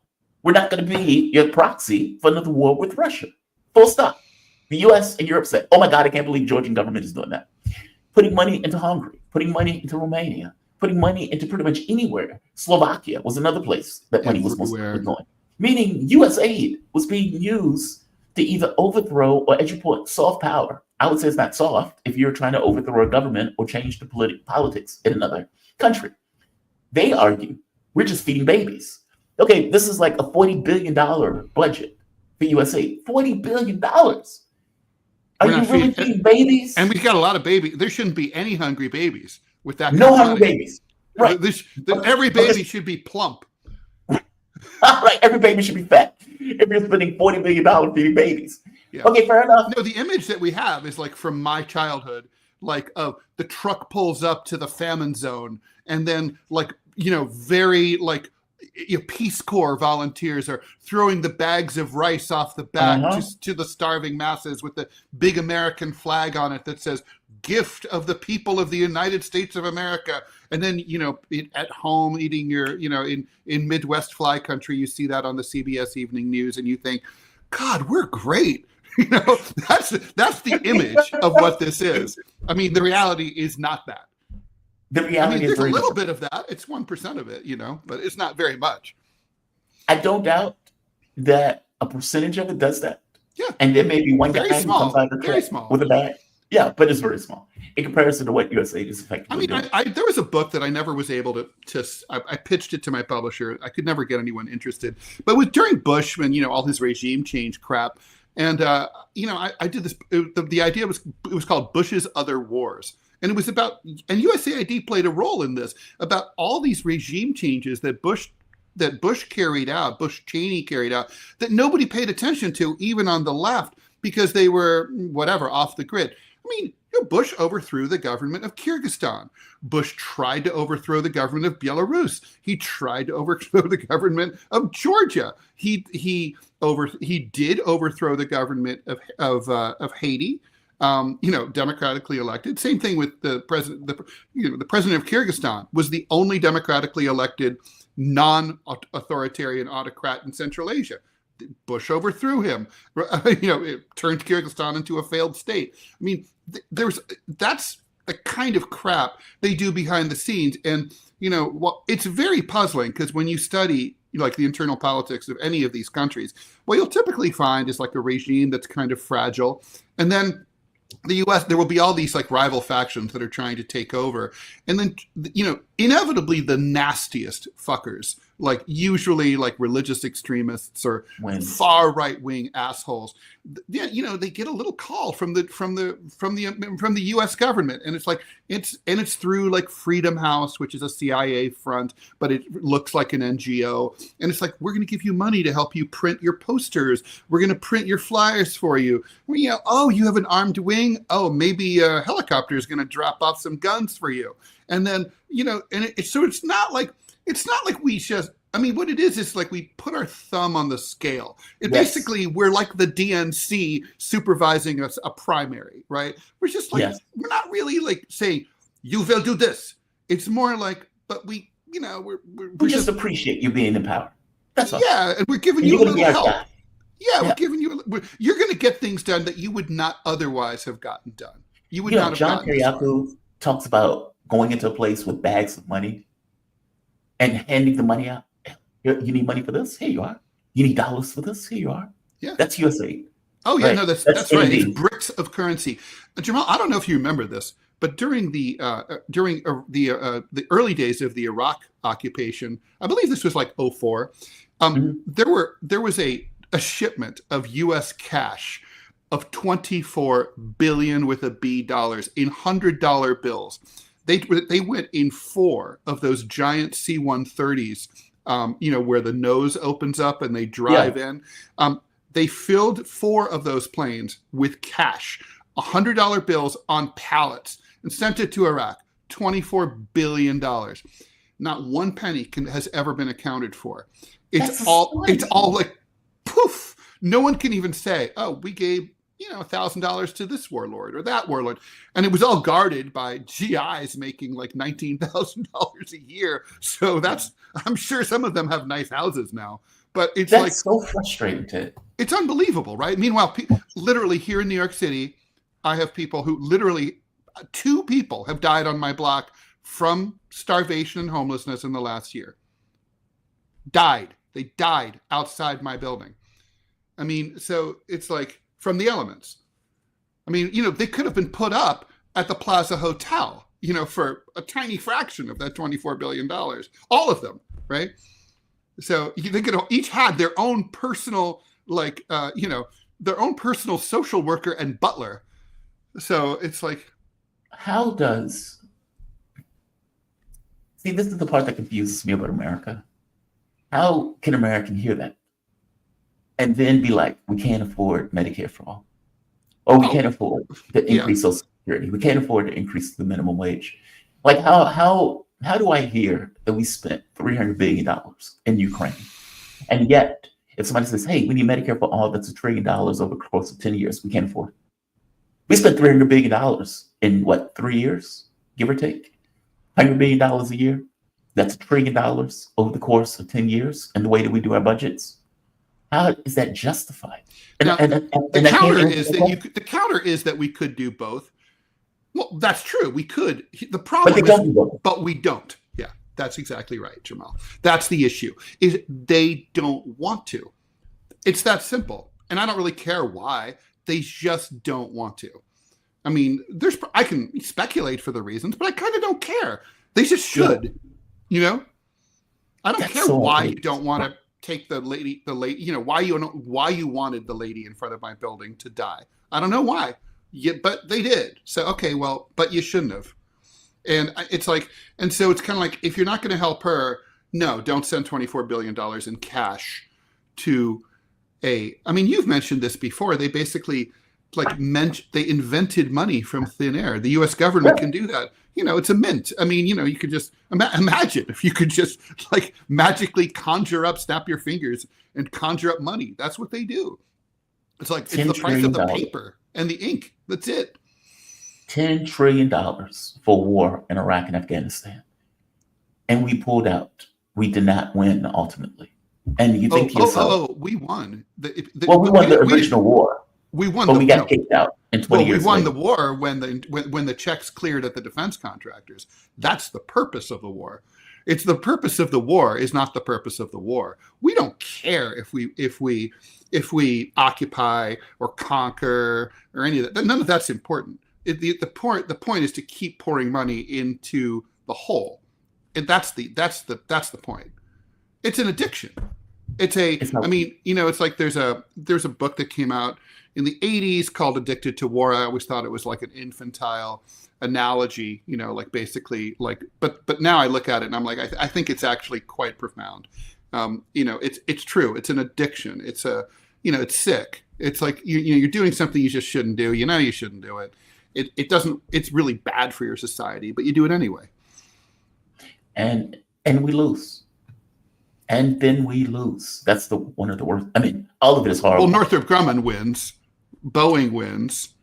Yeah, but that's 0.0001% Lockheed wins. of the society that that's true. benefits off of this nonsense.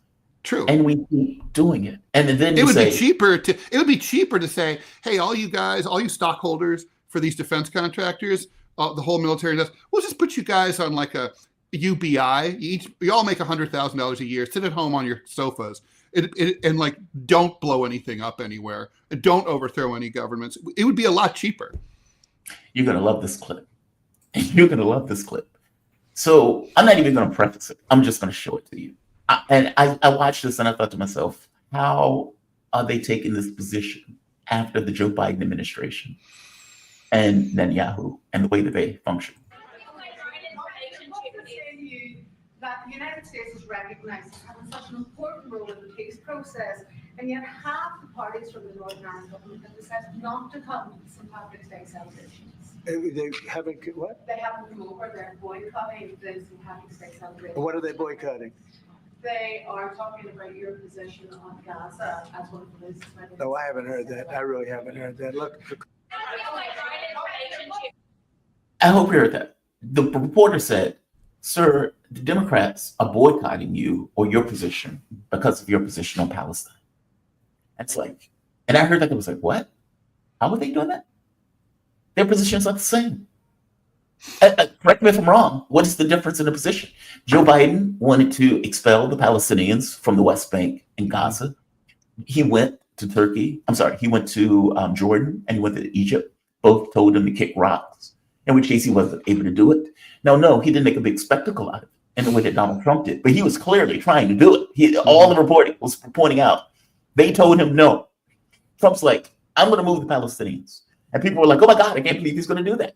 Mm-hmm. And I got into an argument with my ex, who's not even American, by the way, and is like, but where did Joe Biden say that? Where did Joe Biden say that? It's like, are you kidding me? It was in all the media. You just want...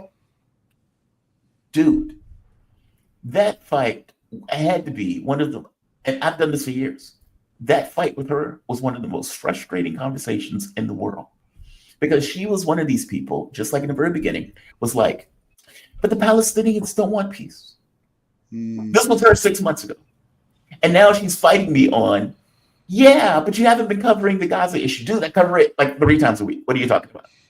Oh, but Trump is trying to remove the Palestinians. So is Joe Biden. Where did you hear that? You are a Johnny-come-lately to this conversation, and you're really taking a piss out of me.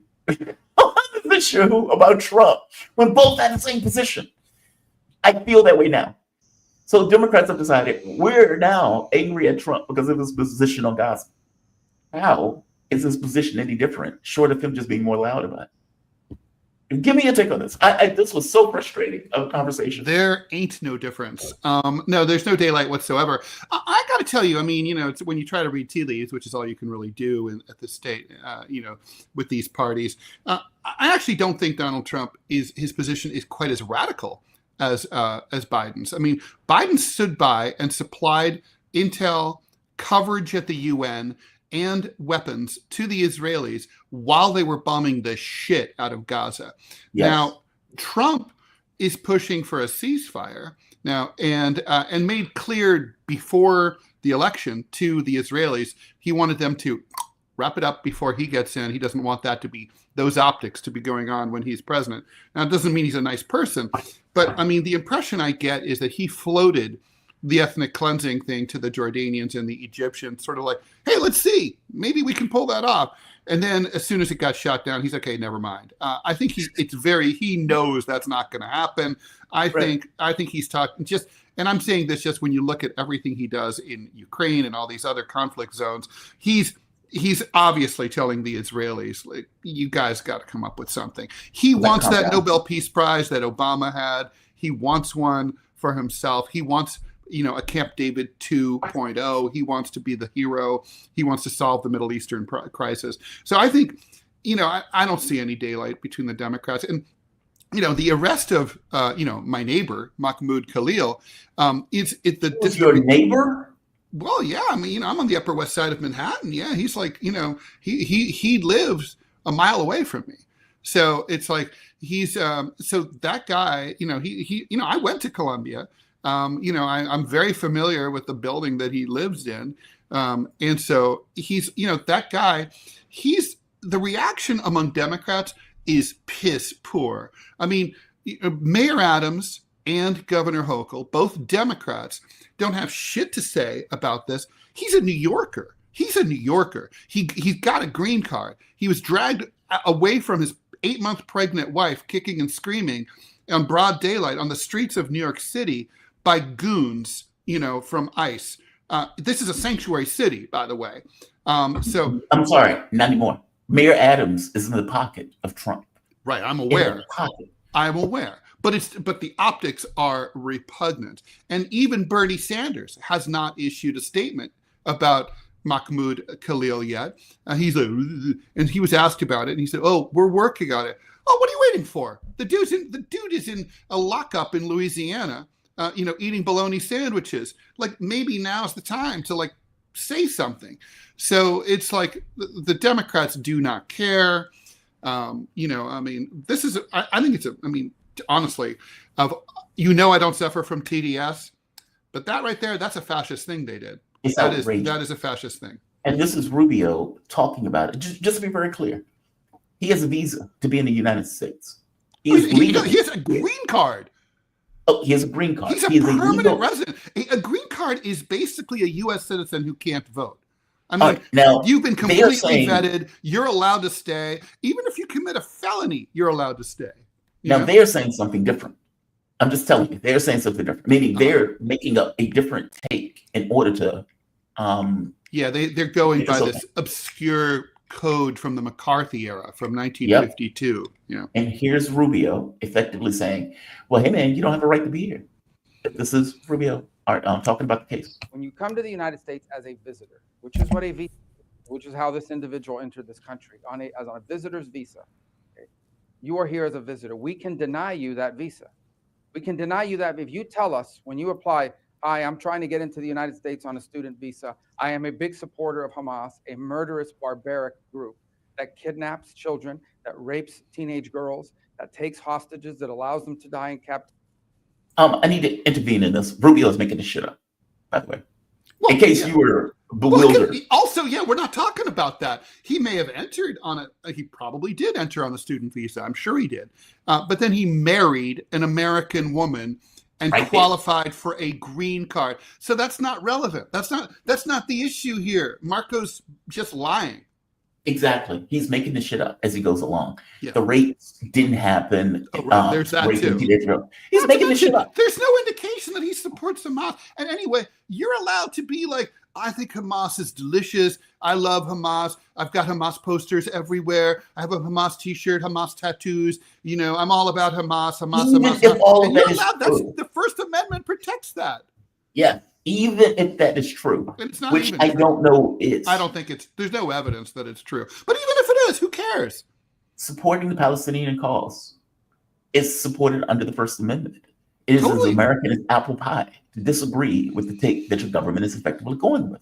Right. And they are, here, two things. One, Trump has not deported as many people as Joe Biden. No. Or at the very least, not on pace to. So or Obama. Or Obama. I don't know who's going to beat Obama, right? Yeah. This is theatrics in order to cover the fact that his deportations are not what he said his deportations are. Mm-hmm. That's what I think. I think this is just drama and optics. Oh, for sure. That's part of it. That's a big part of it. Mm-hmm. agree. That's part of it. The other part of it is all of these people are in Israel's pocket. That's the other part. Totally. No, it's disgusting. And as I've been telling my pro-Israel friends, I have quite a few of them. It's like, be careful. Like any power that's abused on your behalf can be abused against you. Like, the next president might be Ted Rall, might be like militantly pro-Palestinian. I'd sever diplomatic relations with Israel. Maybe I'd decide like, oh, pro-Israeli students, they should all be arrested and deported. I mean, I wouldn't do that, but let's just say that could happen. And like, Jews of all people should know what happens when governments get happy about deportations and snatching people off the street without like due process. They've been victims of this more than anyone. They should know better. It's outrageous. It's just outrageous. I agree with you. Last story. I don't quite know what to think of this. So this is, what is it? Secretary Letnick. Listen to what he says here about taxes and about taxes on people under $150,000 a year. Now, Trump has said he wants no tax on tips. I don't know if he's going to get that. I actually am okay with that policy. This is something that's going to go directly to. Although it's a little strange because here in New York City, there are waiters who make $300,000 a year. And that was the part I was telling my mom, because they're like, "Oh, it's only $500,000." No, it would cost trillions of dollars to implement something like this. Because what you're talking about, let's say, for example, a waiter gets $2.50 an hour, which some do. Payment. But let's say they make $60,000 a year when you include taxes and everything else associated with it. The bulk of the money that they get are tips. Yep. What you're taxing is $250, and the $250 an hour may not even be enough to register for income tax. Right. So they get all of the money that they take, and you replicate that over and over and over. I don't really have a problem with it, but still, it is a lot of money. Wait, tell me your problem with it. Tell me your problem. I don't have a problem with it. I don't. Oh, no, I'm like, I mean, people look, I mean, I've worked tip jobs. I drove a taxi for 8 years. I mean, I never paid taxes. It was all cash. Nobody knew. This would be Uber? No, this was like, I was a yellow cab. Yeah, but it will, right. This would be us? Yeah. Because the money that people give for for memberships and all that stuff, those things. Right. Yeah. People Venmo you money, donations, whatever. Yeah. And PayPal. The government is effectively saying, we don't want your money. Right. That is trillions of dollars. It's a lot of money. Again, I'm okay with this because it's a tax cut. These are hardworking people. It's like fine. Hardworking people. This is not the top 1%, unless there's a quirk in the way that they say it, where Jeff Bezos all of a sudden. I don't believe that the base pay for waiters should be below the minimum wage. I think that's insane. I mean, it should be at least $15, $20 an hour. All right. So Letnick comes out and says, we don't want taxes on anybody making under $150,000 a year. Trump wants to eliminate all taxes effectively for the poor and the middle class. Mm-hmm. This is him saying this on CBS. I hope this doesn't get demonetized. Who cares? I tell you what, who cares? Donald Trump cares. And when we balance the budget, you know what that means? That means our deficits stop. Interest rates come smashing down. His goal is to have external revenue. The way I think about it, we all are so used to paying taxes. We're so used to it. We have like Stockholm syndrome. Don't stop the Internal Revenue Service, God forbid. How about this? The rest of the world leans on our economy, breathes off our economy. Not only is our economy $29 trillion GDP, but we consume $20 trillion a year. We are the buyer of everybody's stuff. We buy everybody's stuff. So who's more important? The people who sell stuff or the people who buy stuff? So we are the buyer of everybody's commodities, products, goods and services. Everything comes from us, right? Let them pay a membership fee. We all understand that model. Let them pay. How about we, you and I, and every single person we know pay less? How about no tax on tips? How about no tax on overtime? How about no Social Security? How about all those things? These are the kind of thoughts that will change America. I know what his goal is. No tax for anybody who makes less than $150,000.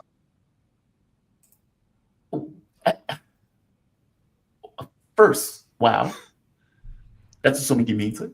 Well, there's legal cannabis in DC, right? So he might be availing himself of that. Oh my God. I mean, there's a lot to like. There's a lot to like there. There's a lot to like. He is, in fact, like, I listened to that. I thought, okay, for one, you're not going to balance the budget. No, we can't balance the budget. We're a reserve. Not currency. to mention, let's just say you did balance the budget. You go back to, the 90s when Clinton did.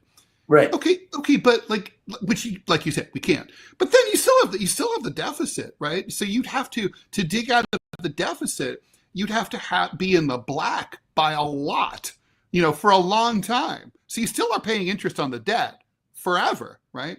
You're not making a dent in that. Yeah. $36 trillion. Yeah. And I think Joe Biden was spending like $2 trillion a year. When Trump came in last time, he increased by $9 trillion. And so, okay. So, although in fairness, they did seriously. The COVID lockdown did require a massive spike in government spending. Agreed, and I accept that. But I do know that when Donald Trump came in, the amount of the price clip, they said we're not going to add 1 cent to our grandchild. And they were saying this because Obama wanted to increase the debt limit and they didn't want to do it. Mm-hmm. When Trump came in, they increased the debt limit by $9 trillion. I agree with you. They had to put a ton of money in for COVID, but COVID hadn't hit yet when they increased the price limit to $9 trillion. That's because of the tax cuts for the rich. Yeah. Mm-hmm. Exactly. They figured Trump won. Trump's going to pass tax cuts. We need to expand the price point for the U.S. government. They had no issue doing it. And so now they're saying, hey, if we can balance the budget, we can get rid of taxes for everybody under $150,000. Now, so let's say for the moment they did that. Does that destroy the Democratic Party? That's some shit you would hear coming out of New Deal Democrats, not out of the Republican Party. Mm-hmm. Or correct me if I'm wrong. You're right. And yes, it would. I mean, look, we don't have to worry about it any more than, we have to worry about a giant squid eating New York. But he's not doing it. But yeah, it's not going to happen. But yes, it would completely. Even the fact that they're talking about it, it's this economic populism. That's it's the weak point of the Democrats. They just can't get on board with they can't even say we want to put more money in the pockets of working people. They don't even say that. I mean, they can't even be bothered to say it. At least the Republicans have that rhetoric. I'm not sure they mean it, but it's it is super interesting to hear him say that. I did think, it's interesting because a lot of people are, in the pundit class, among the liberal pundit class, are upset about this idea that the post-war order where the United States pays, hey, I'll pick up the tab for everything, right? For, Marshall Plan, that's on us, don't worry about it. Like all the funding NATO, got this one. And like, we pay for everything all the time. And then like, who's paying for us, right? And it's like, that's kind of, Trump's calling that out. They're saying, well, this is like, that's the order that's kept things going. Okay, so first of all, an order that's kept things going since 1945, when it's 2025, maybe you could look at it and say, like, this order may no longer be relevant, right? So it was a different order before 1939, right? So it's like there's that, and I do think there's a lot of sympathy for that when Americans travel and they say like, well, all these countries that we're financing, we're subsidizing their defense. Yep. They have high-speed rail, free college. They take care of their elderly. They have free healthcare. Like, how come, and I live in a shithole. Like, what's going on? Yeah, really good point. Ted, always appreciate you, man. I really do. Ted Raw, political cartoonist, syndicated columnist, host of TMI, Too Much Information, with the beautiful Manila Chan, 10 a.m. to 12 p.m. Ted, thank you, man. Anytime. Always a pleasure. Have a good rest of the show. You too. Thank you. Yeah, that is. look, if that policy from Letnick was coming out of the Democratic Party, that would be a big deal, right? Doesn't cross their lips, doesn't occur to them, off the table. No, I have a hard time believing that Trump is going to drop taxes on anybody making $150,000 unless he is going to blow a hole in the budget with all of these ideas. So this idea that Republicans care about the budget seems to be nonsense to me. We're $36 trillion in debt. That debt doesn't seem to be going anywhere, with the exception of just going inexorably higher. And even plans that I like no tax on tips. For one, you got to get it through. And two, if you do get it through, what's included? That's the other part. You can't just make that and say, okay, only waiters, only Uber drivers. Okay, that would be interesting if you put it into the legislation. I'm fascinated by this, that this is coming out of the Republican Party. That's all. I'm very fascinated by it. I'm going to go to my chat for a bit, just to give love to the chat.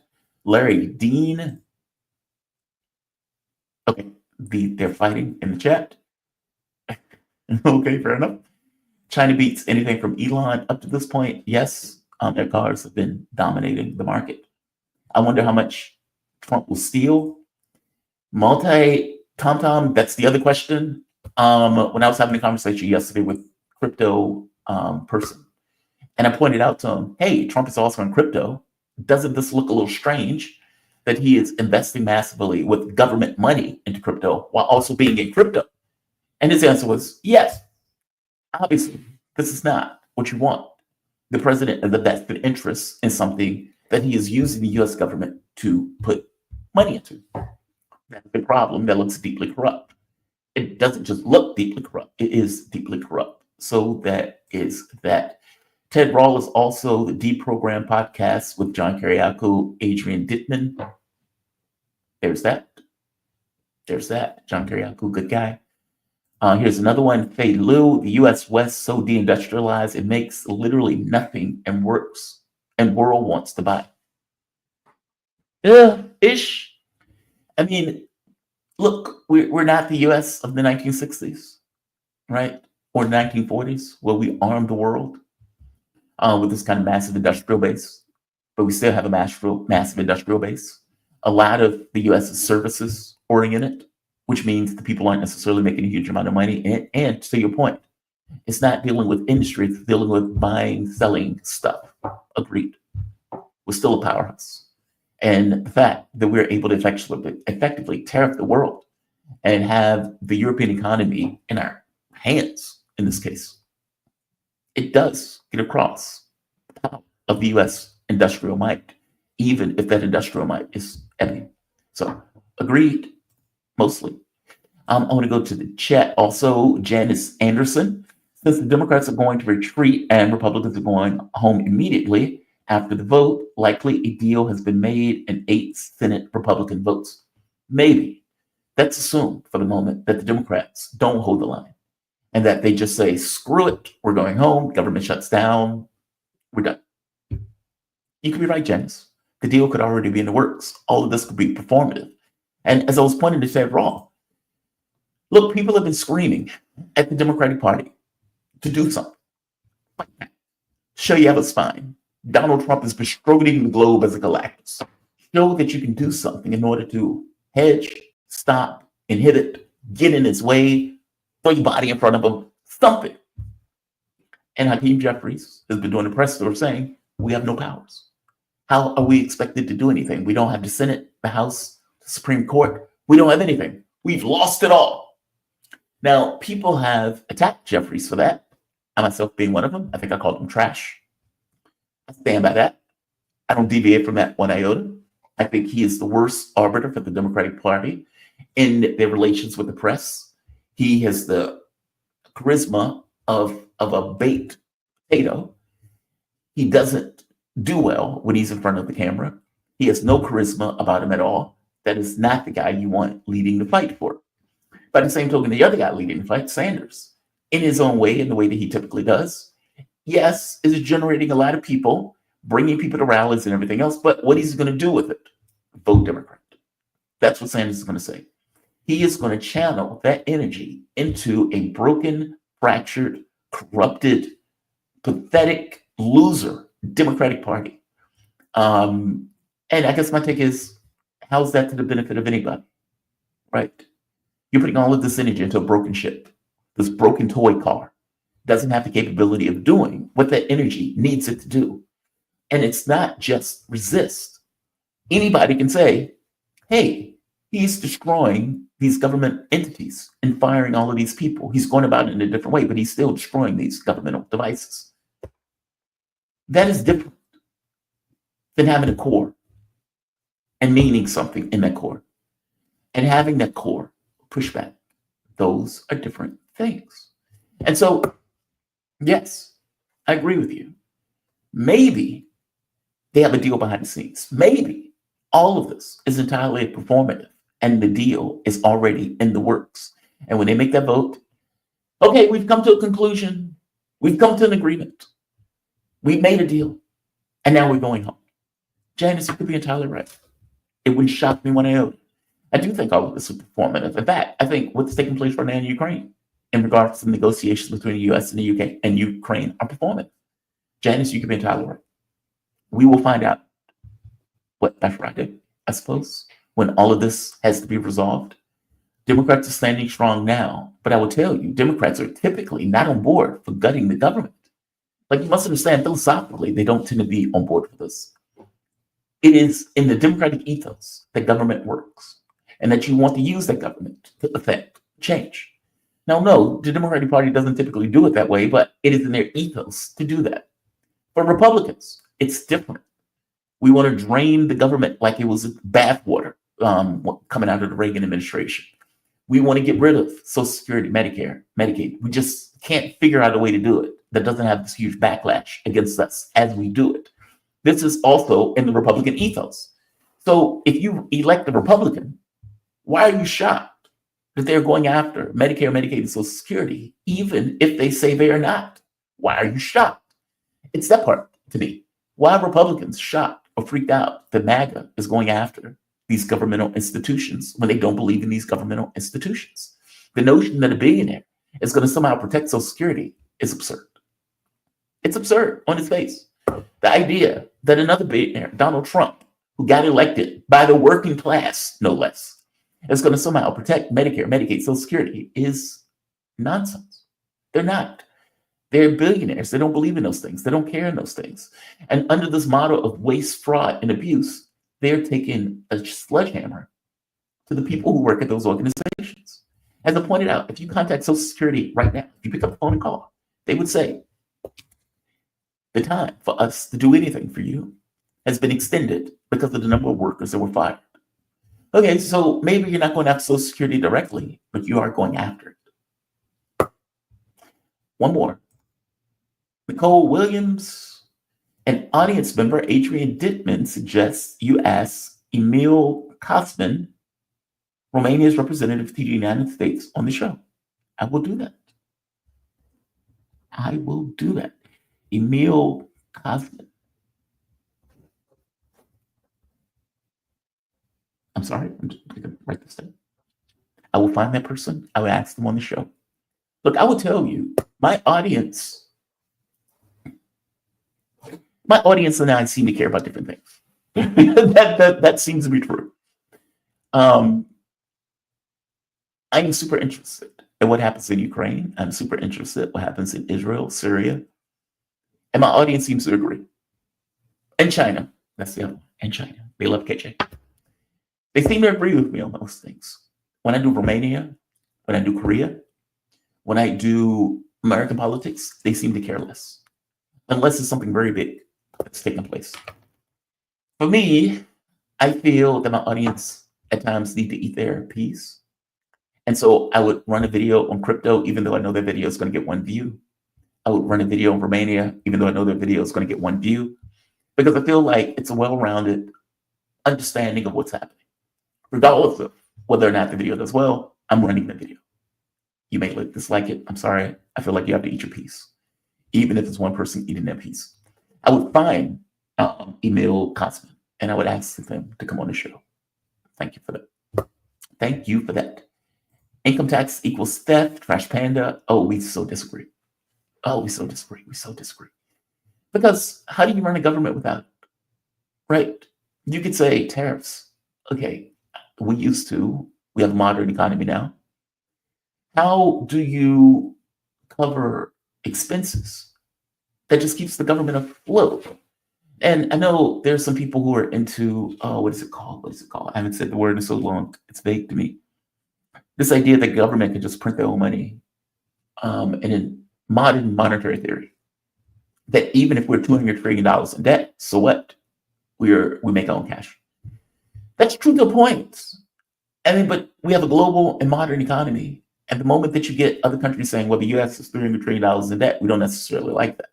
You will have consequences applied to you.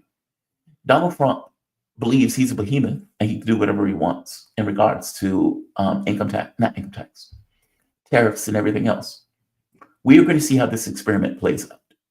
If the US goes into a recession as a direct result of what Trump is doing, because Canada, China, Mexico, Europe takes a more hostile tone to what he is doing because they don't want to be bullied. Okay, we're going to see what that looks like in practice. The fact that the economy is jittery now, we will see what that looks like. We will see what that looks like. Trash Panda, I disagree with you on this. I don't want Elon Musk, Jeff Bezos, all of these billionaires being able to be trillionaires 10 times over, which is what that would do. Meaning taxes goes for more than just running an economy. It also levels out the standing of the people in your society. What does it look like? Already in this country, we believe it's an oligarchy, right? And in the context of believing it's an oligarchy, we believe that the rich have too much influence in our political affairs.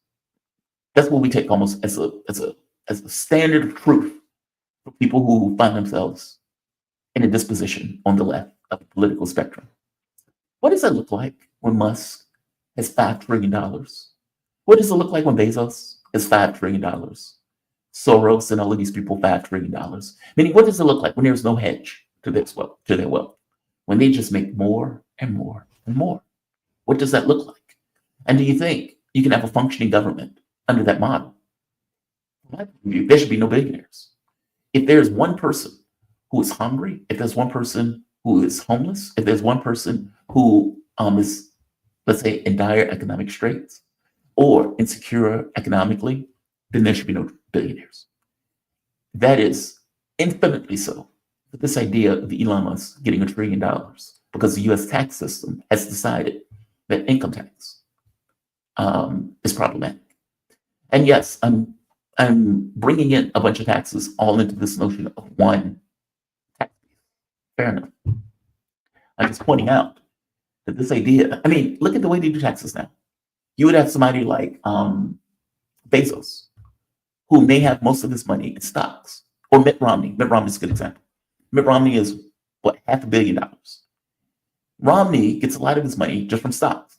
So the amount that he pays on is like 14%.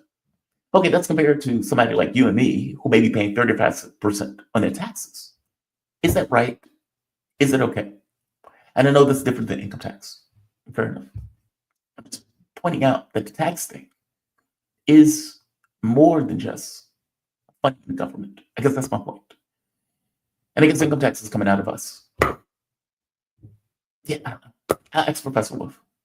I'm not an economist, so maybe I'm talking out my ass, which is never good to do. The well-dressed nerd reviews, if Trump ends income tax, Democrats are done for forever. Yes, that I agree with. Brave, you have my full agreement on that.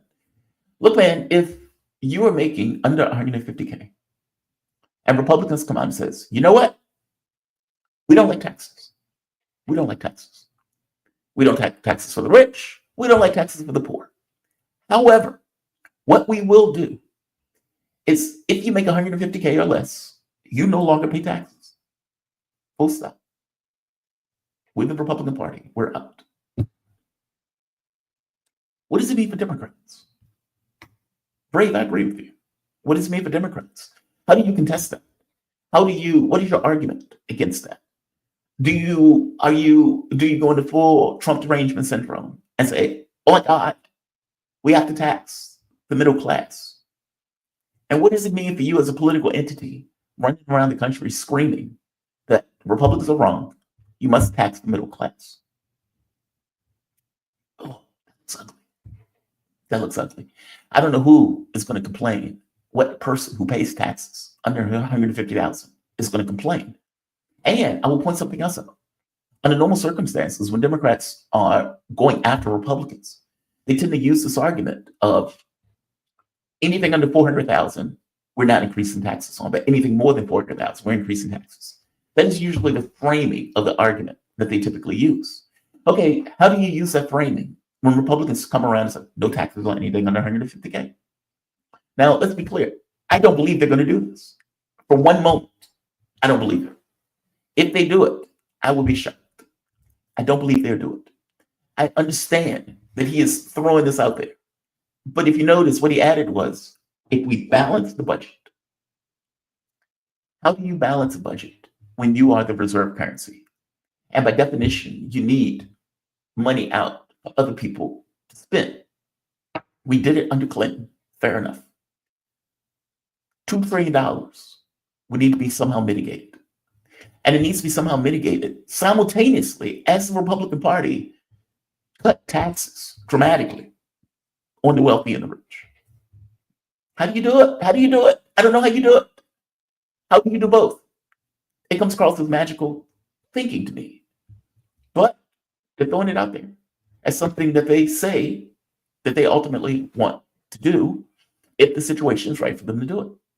It is fascinating that this is coming out of the Republican Party. And I get it, it's taxes, right? But don't think of it for the moment as taxes. Think of it for the moment as, what if the government just gave you back a third of your income? What if they did that? What if tomorrow you go into the mailbox and there's a check for $50,000, $30,000, $20,000? What does it do to you and to your life if they do that? And this is coming for everybody who's either in the poor or the middle class. Okay, that's astonishing. That's a new life, right? If you're making $14, $15 an hour and you pay 30% of it to taxes, and when taxes come back, they say, hey, we're going to give you $20,000 back. You fall out your chair. If you open your mailbox, it's all check for $20,000. You fall out your chair. What do you think to the party that does that? It's that. That's what Brave is getting at. Because if they tell you, okay, you don't have to pay $20, $30, $40, $50,000 in taxes, that's mind-blowing. And that's astonishing. And if one political party delivers on that, you're probably going to be with that political party for a while. That's Brave's point. Because them not taking that out of your taxes is effectively them giving you a check for that much money. Brave, you're absolutely right. Democrats will be done for if that was the case. If that was the case. I'm going to go to my chat real quick. Just Richard Wolf is about to join. He's going to join at 9:30. I am eager to have this conversation with Richard Wolf, considering we're having a budget fight right now and considering Donald Trump is effectively waging a war on the world in regards to tariffs, with this model that, yes, it may create instability temporarily, but ultimately America is going to be saved by this effort. In fact, my man is here right now. You look great, sir. I see you getting your stuff straight. You look fantastic. How are you doing this morning? You doing all right? Yes, I'm. As well as the world allows anyone to be these days. Fair enough. Fair enough. And just so the audience would know, this is Professor Richard Wolf. He's a professor of economic emeritus at the University of Massachusetts Amherst and a visiting professor in the graduate program in International Affairs of the New School University in New York City. He's founder of Democracy at Work, a fantastic show, by the way, and host of the nationally syndicated show, Economic Update. His latest book, The System is the Sickness, When Capitalism Fails to Save Us from Pandemics or Itself. And it is available with his other books, including Understanding Socialism and Understanding Marxism at democracyatwork.info. Professor, welcome to the show, and thank you for joining me. Thank you, Jamal. It's always a pleasure, and I'm always happy to learn that your show is on the air and that you're doing your thing, because we need it more now than we ever have. Oh, I appreciate that. I do appreciate that. Can I say that many MAGA members, many libertarians, many people who are on the conservative side that love your show have recently come out and say, we got him, Professor Wolf is wrong. Trump has saved the world. He has brought the US back. We are now strutting around the globe. We are once again the Galactus in economic sense, because Trump has waged a tariff war with Mexico, China, Canada, and is about to do one with Europe.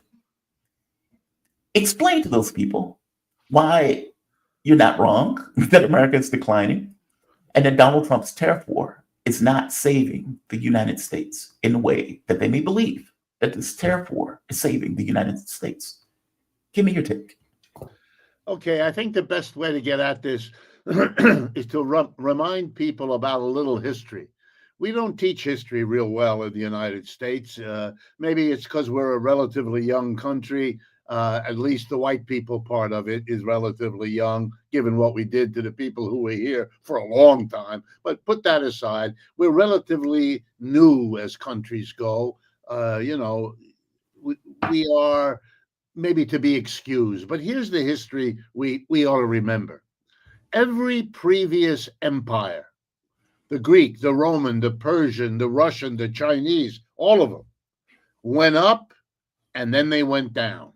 And when they went down, something was very common. They didn't want to face it.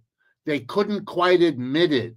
They had gotten so used to the ride up, which is fun, that they couldn't imagine that the good times would ever stop.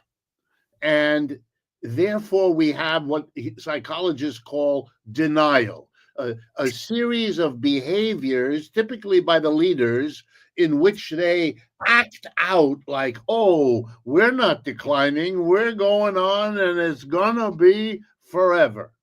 Look, it's never been true before, which means you ought to start out being skeptical if you're surrounded by people who start telling you something like what you just said. Oh, we were going down, but now we have reversed it. No, you haven't. You've got an actor up there, and boy, he's good at it. I'll give him that. Acting it out. He's smiting the Canadians. It's like the Bible. He's smiting the Mexicans. He's lots of hand waving, but it isn't changing anything. If true, if we see what's coming in the way of retaliation, what the Canadians have decided to do, what the Mexicans are clearly willing and able to do, what the Europeans are beginning to do, we are in the early stages of a blowback to Mr. Trump's first 2 months that's going to be as big a headline as anything Mr. Trump did. Let me remind you just of a few possible examples. The Canadians depend on selling electricity to the United States. The United States, many parts of the United States, particularly in the Midwest, depend on for electricity, which they need for everything, from Canada. Okay, if you really rupture this game, if you really squeeze the Canadians and they decide to retaliate, which already they have the political consensus in their country to do, probably what you're going to see is backtracking by the United States, or if that doesn't happen, the Canadians are going to have to sell their electricity somewhere else. And I got two examples, China and Europe. That's not strengthening the United States if that happens. Quite the contrary. And the same is true of Mexico. If you produce things in the United States, you're going to need labor here in the United States. We face two realities here. Number one, we are not reproducing our population. In other words, the birth rate in the United States, and this has been true for years, is declining. We have made the mass of women leave the household, which is where they used to be, and go into the workplace, where they are now, because the family's economics couldn't survive if they didn't. Okay? Those women and men now cannot, given the wages they get, they can't afford to have children, and they're not having them. They're making that decision more and more and more. We are not reproducing ourselves. Well, you could get by for a while if you replaced the babies we're not producing with immigrants. But we live in a crazy country which is doing the opposite, is deporting young people who are childbearing age, sending them back into Central America or wherever they came from. And therefore, we're in an economic crunch, and that's going to make the cost of labor higher. Well, that's nice for the workers who get a higher wage. I'm happy for them. But it means that the cost of everything in the United States is going to be going up. We're facing inflationary pressures of a major sort. The whole rest of the world is not going to buy goods from America because they're too expensive. And that means we're going to lose jobs from the people who used to produce what we used to be able to sell abroad. I could go on, but it's very easy to show that the American economic situation is very precarious. Only by make-believe does this go away. Now, proof of it, Jamar. Here's the proof. The United States has 6 major economic allies. Together, they comprise what you can read about in the newspaper, the so-called G7, the group of 7. That's the United States and the following 6 other countries: Japan, Canada, Britain, France, Germany, and Italy. Okay?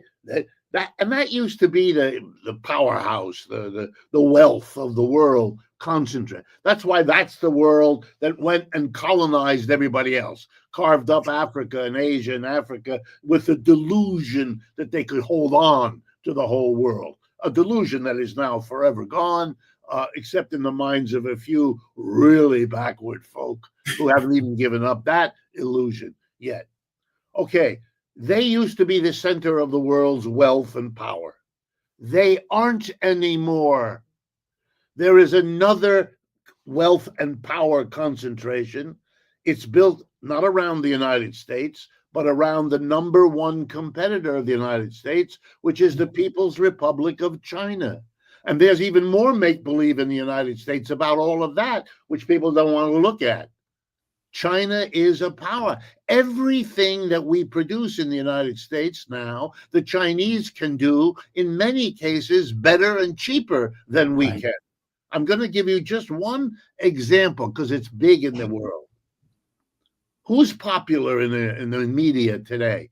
Elon Musk. Why? Because he developed, we're told, the electric car and the electric truck, Tesla, and all of that. And he has made a lot of money off of it, no question. But right now in the world, the best electric car and truck by quality and the cheapest is made by something called the BYD Corporation in China. It's not Mr. Tesla who's done the great work. That's why Mr. Tesla's stocks have collapsed over the last several weeks as the statistics come in that the world is shifting to BYD and leaving Tesla way back in the dust. Whoa. I mean, what could be more central to modern capitalism than the automobile? And that's being dominated by China. If you go to Europe right now, France, Germany, Italy, what you see on the road are lots and lots of BYD cars. We don't have them here because there's, from Mr. Biden, not from Mr. Trump, from Mr. Biden, a 100% tariff against the Chinese electric car industry. So we say to Americans, you could buy the best quality electric car for $30,000. But if you do, you're going to have to pay Uncle Sam a 100% tariff. That means another 30,000. You give 30,000 to China to get the car, then you got to pay Uncle Sam the tariff, because that's all it is the tax, another 30. So it costs you 60, which you don't do because you can get a Tesla or a GM or a Ford for less. That's called protection. You know who does that? A society that can't compete anymore. Oh, they'll tell you so the Chinese are cheating. My guess is they probably are. And if you think American companies don't cheat, well, then I don't know. You need the kind of help I can't offer you. Then you live in a level of make-believe that ought to worry your mother, your father, your sister, and your brother. I can't help you. The realities of economics, here they are. China and its allies, known as the BRICS, B-R-I-C-S, they now produce roughly 35% of the world's output. The G7, that's the United States and its allies, they produce about 28% of the world's output. In other words, case closed. It's no longer a question, can they become as powerful as the United States? They already are, and they have been. And the gap between the two of them is getting wider as we speak. You know, it's over. The United States empire is over. As every other, we don't have to be ashamed. Every other empire. Let's remember, the United States rose because the British Empire fell apart. Well, it's our chance to go down. And I really mean this as an American citizen, born and raised and worked here all my life. I'm not happy about it. I understand that it's difficult for a society to go down. That's why the history is helpful, because we can see it in all the other empires. But the intelligent thing is not to pretend it isn't happening. The intelligent thing is to say, okay, we had a good run. We are still one of the richest and most powerful countries in the world.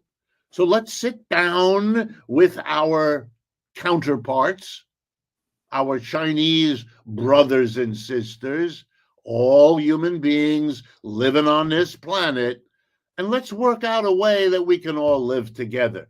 There's room, there's possibility, there's plenty of smart people on their side and on this side to work all this out.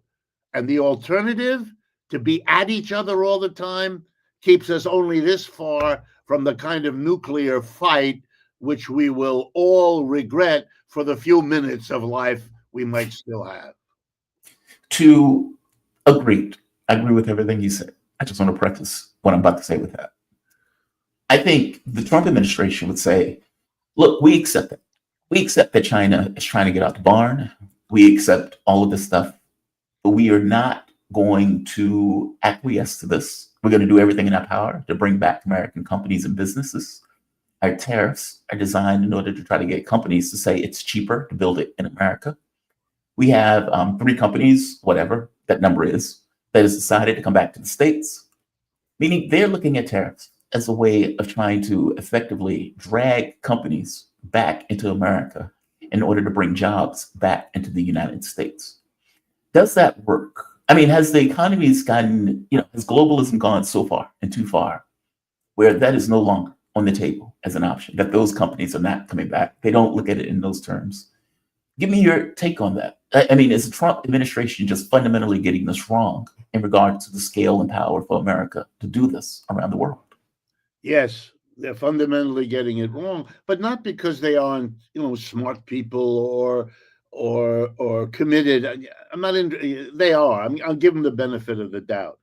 Here's the problem: you cannot control. Nobody can. It's not their fault.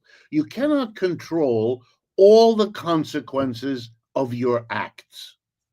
You have to have a certain humility. You can't do it. You can't promise to the American people what you just summarized very well, that I'm going to do these tariffs and trade wars and we're going to get all the jobs. This is the kind of fairy story that works if you're talking to a 4-year-old who's having trouble getting to sleep, and you tell them a story about the lovely fairy who came on the beautiful pony, and everybody had a picnic and ice cream, and by that time the 4-year-old's asleep, and you've accomplished. And no one expects the story to kind of hang together. It doesn't really matter.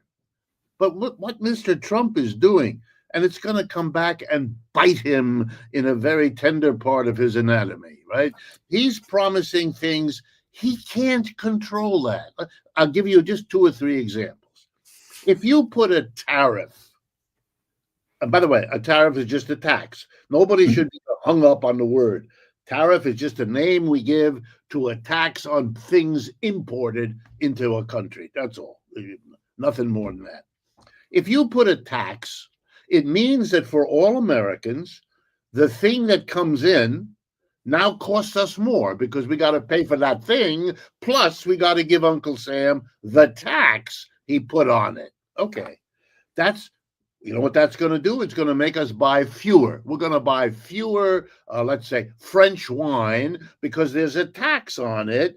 And that tax doesn't apply to California wine. So you will go in the liquor store, and instead of picking up the bottle from France, you'll walk 3 feet further and pick up the bottle from California because it didn't go up.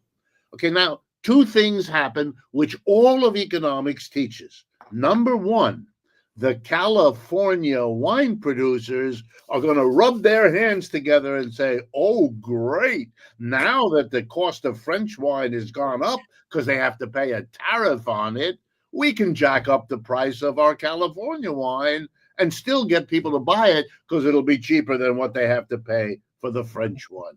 So one of the results is often inflation. Poor Mr. Trump. He got into office in part because Mr. Biden presided over an inflation. If he does the same, it's going to be happy field day for the Democrats to do to Trump what he did to them. He can't control that, Mr. Trump. He ought to be really careful, but he's not being it. Here's another example.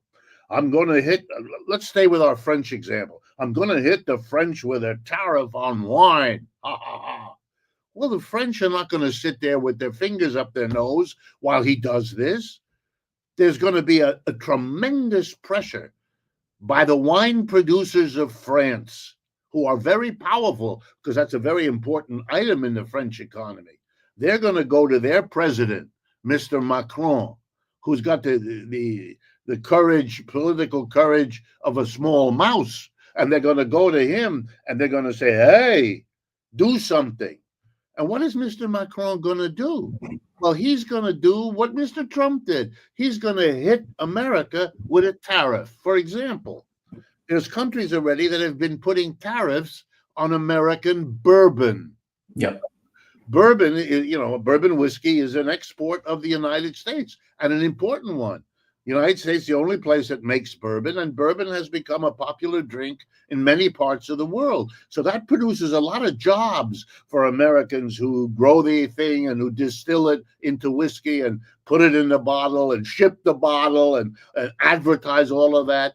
All those people's jobs are in jeopardy because the rest of the world is not going to buy bourbon if it costs too much more because the local countries are retaliating. Mr. Trump can't control the retaliation. Look at what's been going on the last 3 weeks. He puts a tariff on. Oh, my God, a day later, they retaliate. He said, okay, I'll take mine off. But you got to take yours. Last thing, if you're a businessman, and I work with those folks all the time, if you're a businessman or woman and you're in charge of a company, let's say you're producing automobile parts in Mexico, and that's a big business, producing automobile parts in Mexico and then shipping them into the United States. If Mr. Trump puts a tariff, that means the price of the carburetor or the wheel assembly or whatever it is that comes from Mexico is going to go up because when you import it, you got to pay this tax to Uncle Sam, the tariff. Okay, so now the idea is, gee, we don't want to lose the business, so we're going to move the factory from Mexico and move her across the border into Texas, because then it's only a few miles, and we produce in Texas. We don't have to pay a tariff. No one has to pay a tariff because it's produced in the U.S. That's the idea. See, make jobs in. But wait a minute, it is extremely expensive to move a factory. You have to move the machinery. You have to find a place. You have to find a whole new set of workers. That takes years, and it's a huge expense. No company wants to undertake that expense if they can't be sure that this tariff will really stick and be the reality. But you can't do it. Mr. Trump, look at him. One day he's doing it, the next day he's taking it off. Nobody in their right mind is going to undertake a big expense under that level of uncertainty. So here's what's happening. And it's not just about the companies that have activities in other countries. All across the American economy, the reaction to Mr. Trump's first 2 months in office is that the level of uncertainty is bringing us a recession. We're going to have a recession this year. More and more people believe it, myself included, because the uncertainty of Mr. Trump's behavior, the uncertainty of not knowing what retaliations will be undertaken by what countries, in what size, at what time. You don't know any of that, so you hold up. And when you hold up, then your plans to hire 50,000 Americans over here is put on hold. And your idea of building a factory over there is put on. You don't know enough and can't be sure enough to risk it. The vice president of X company is not going to risk his reputation, his future of moving up in the company by making a decision based on a wobbly president like this one.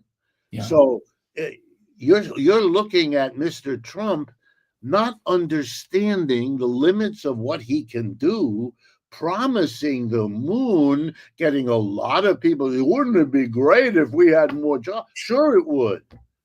But you can't keep riding. That's like the old joke, when you can't afford gas, you drive your car on the fumes. All right, nice idea, but it doesn't work very long, It gets you stuck out there on the road, and then no one's going to come pick you up. Mr. Trump, at this point, and I say this, I'm not a supporter of his, but I'm not a particular enemy of his. For me, Mr. Biden and Mr. Trump are equally unattractive as leaders. Put that aside, I don't think he can survive what he's doing. He's going to have to change fairly drastically what he's doing, because this is economic craziness. And all of it, I think, is explained, to go back to what I said at the beginning, to now.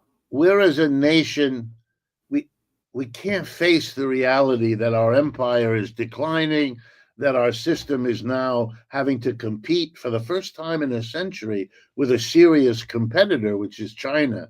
The Soviet Union worried us militarily, but economically they were irrelevant. They were way too small, way too poor. It was never a serious economic and political threat. It was militarily once they acquired nuclear weapons, which is why they are the nuclear power par excellence today. They realize that's what gives them their standing in the world.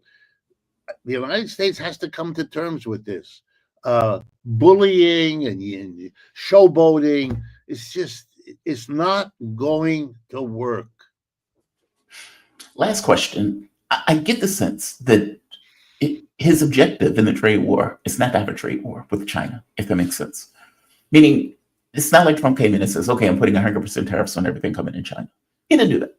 And there's even reporting that he wants to effectively have a deal with Xi Jinping, that he wants to meet and talk with him and come to some kind of terms. What do you think he wants from China in this? Because you're right, the horse is out the barn. The U.S. is freaked out by the economic might of China and the military might of Russia. And the fact that they've combined themselves with all of these other countries, including adjacent countries like Saudi Arabia, for God's sake, another oil producer. Right. And Indonesia is apparently coming on board. Like, more and more, Indonesia They have already. already joined. Yep. So all of these countries have come together saying we want something different. And again, we want a new world access in the way the world works. We want another choice in this. We don't want this hegemonic control of the economic system in the way that the US and the West has run it. If he indeed wants negotiations with China and Xi Jinping, what do you think he wants out of those negotiations? And do you think he can get what he wants in order to prevent this kind of nonsense that's happening between these two powerhouses? Well, I think it's a long shot, but he might. If you're right, Jamal, and you may be, if you're right that he understands what we've been talking about, and that this may be the last chance the United States has. Because if you see the decline of the US relative to the rise of China and the BRICS, and let me remind people in this conversation, the United States population is 4.5% of the people of this planet. China and the BRICS together is 55% of the people on this planet. We are not, and if you put the G7, you put the United States with Canada, Japan, Europe, okay, maybe 20%, maybe, of the world. But the BRICS and the China are way ahead. I mean, now, once upon a time, it didn't matter because that part of the world was so poor and so much colonized that they weren't an independent force. That's forever gone. That's over. Colonialism is dead virtually everywhere except in Palestine, as we can see, and maybe in Greenland if Mr. Trump snatches it, right? But other than that, these things are dead. Yeah. All right.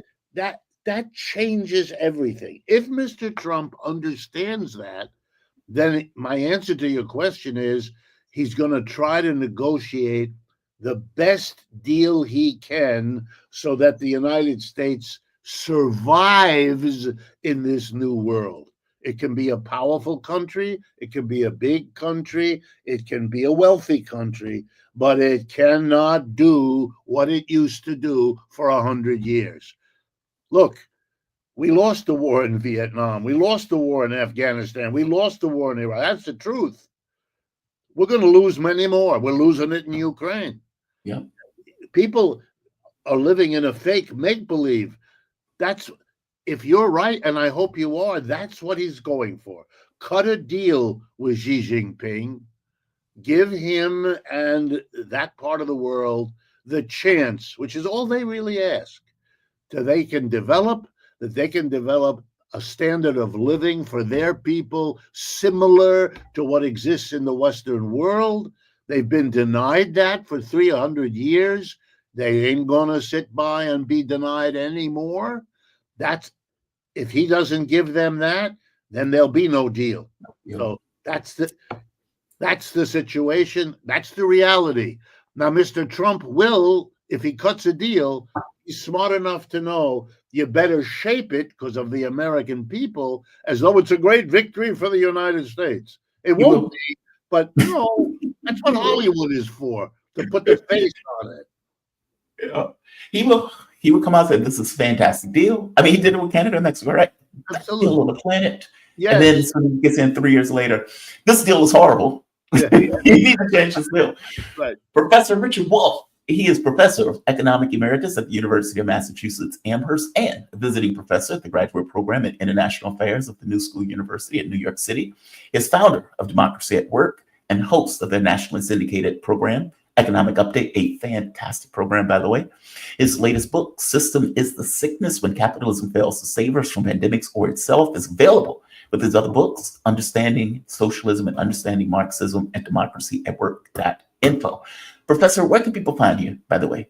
Easiest place is to go to our major website, Democracy at Work, all one word, democracyatwork.info. Everything is found there and there's no charge. You are fantastic. Thank you. All for right. This. Thank Have you. Thank you. All right. I cut him off too soon. I apologize for that. You can hear me in the background. I didn't realize you were still talking. I'm sorry. We have come to the end. Episode 112 and 13 is in the record book. I want to thank all of you as my audience for joining me today. Again, I know it's early to be talking about politics, economics, all the good stuff. I think I got the economic conversation wrong earlier in the chat. But again, I was talking about all the taxes, not just income tax. Guys, thank you for this. I want to go to my chats before I leave. The last one, well-dressed nerd, Trump ends income tax. Democrats are done for forever. Brave, you are absolutely right. Income tax is theft. If we're talking about specifically the money that people make under a certain amount, that may be strong, but I get your point.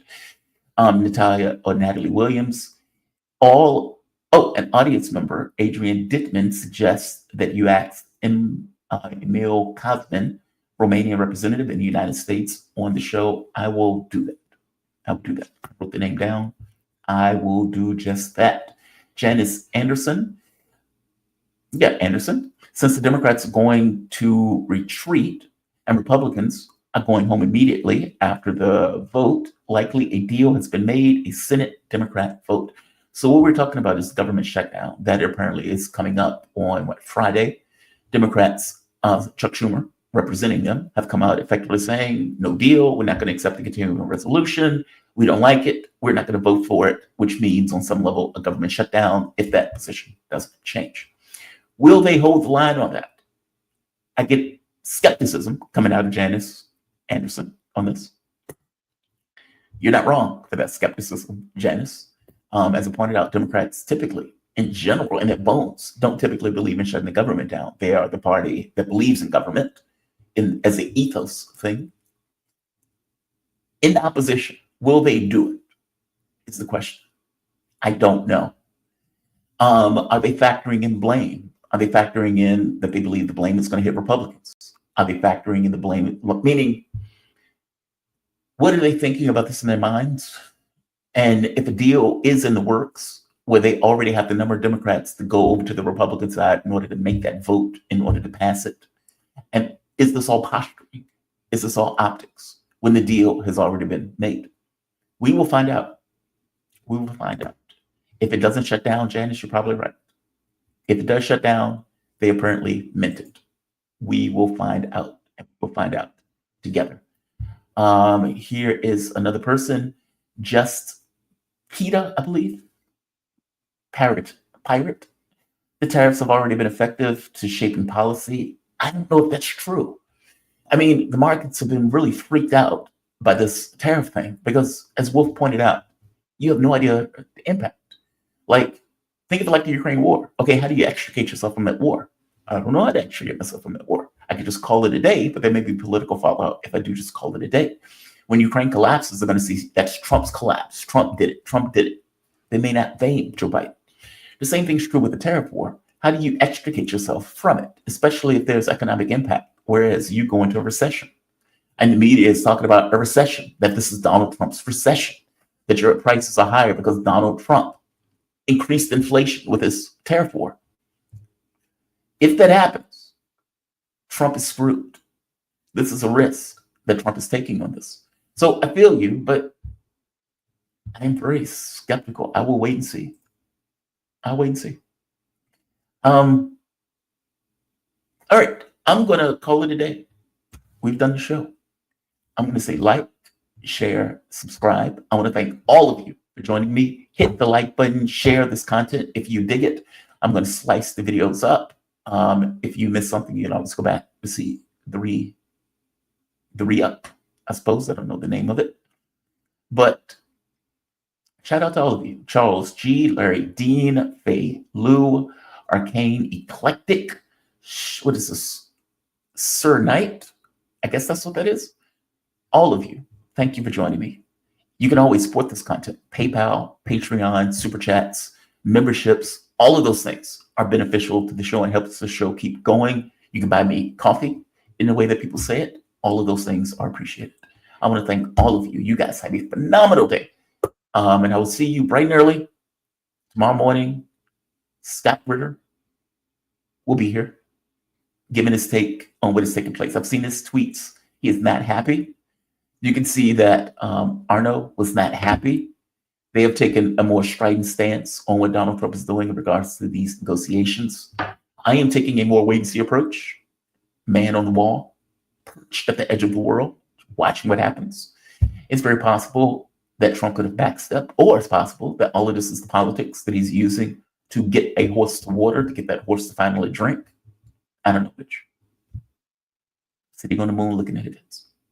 You all have a fantastic day. I'll see you bright and early in the morning.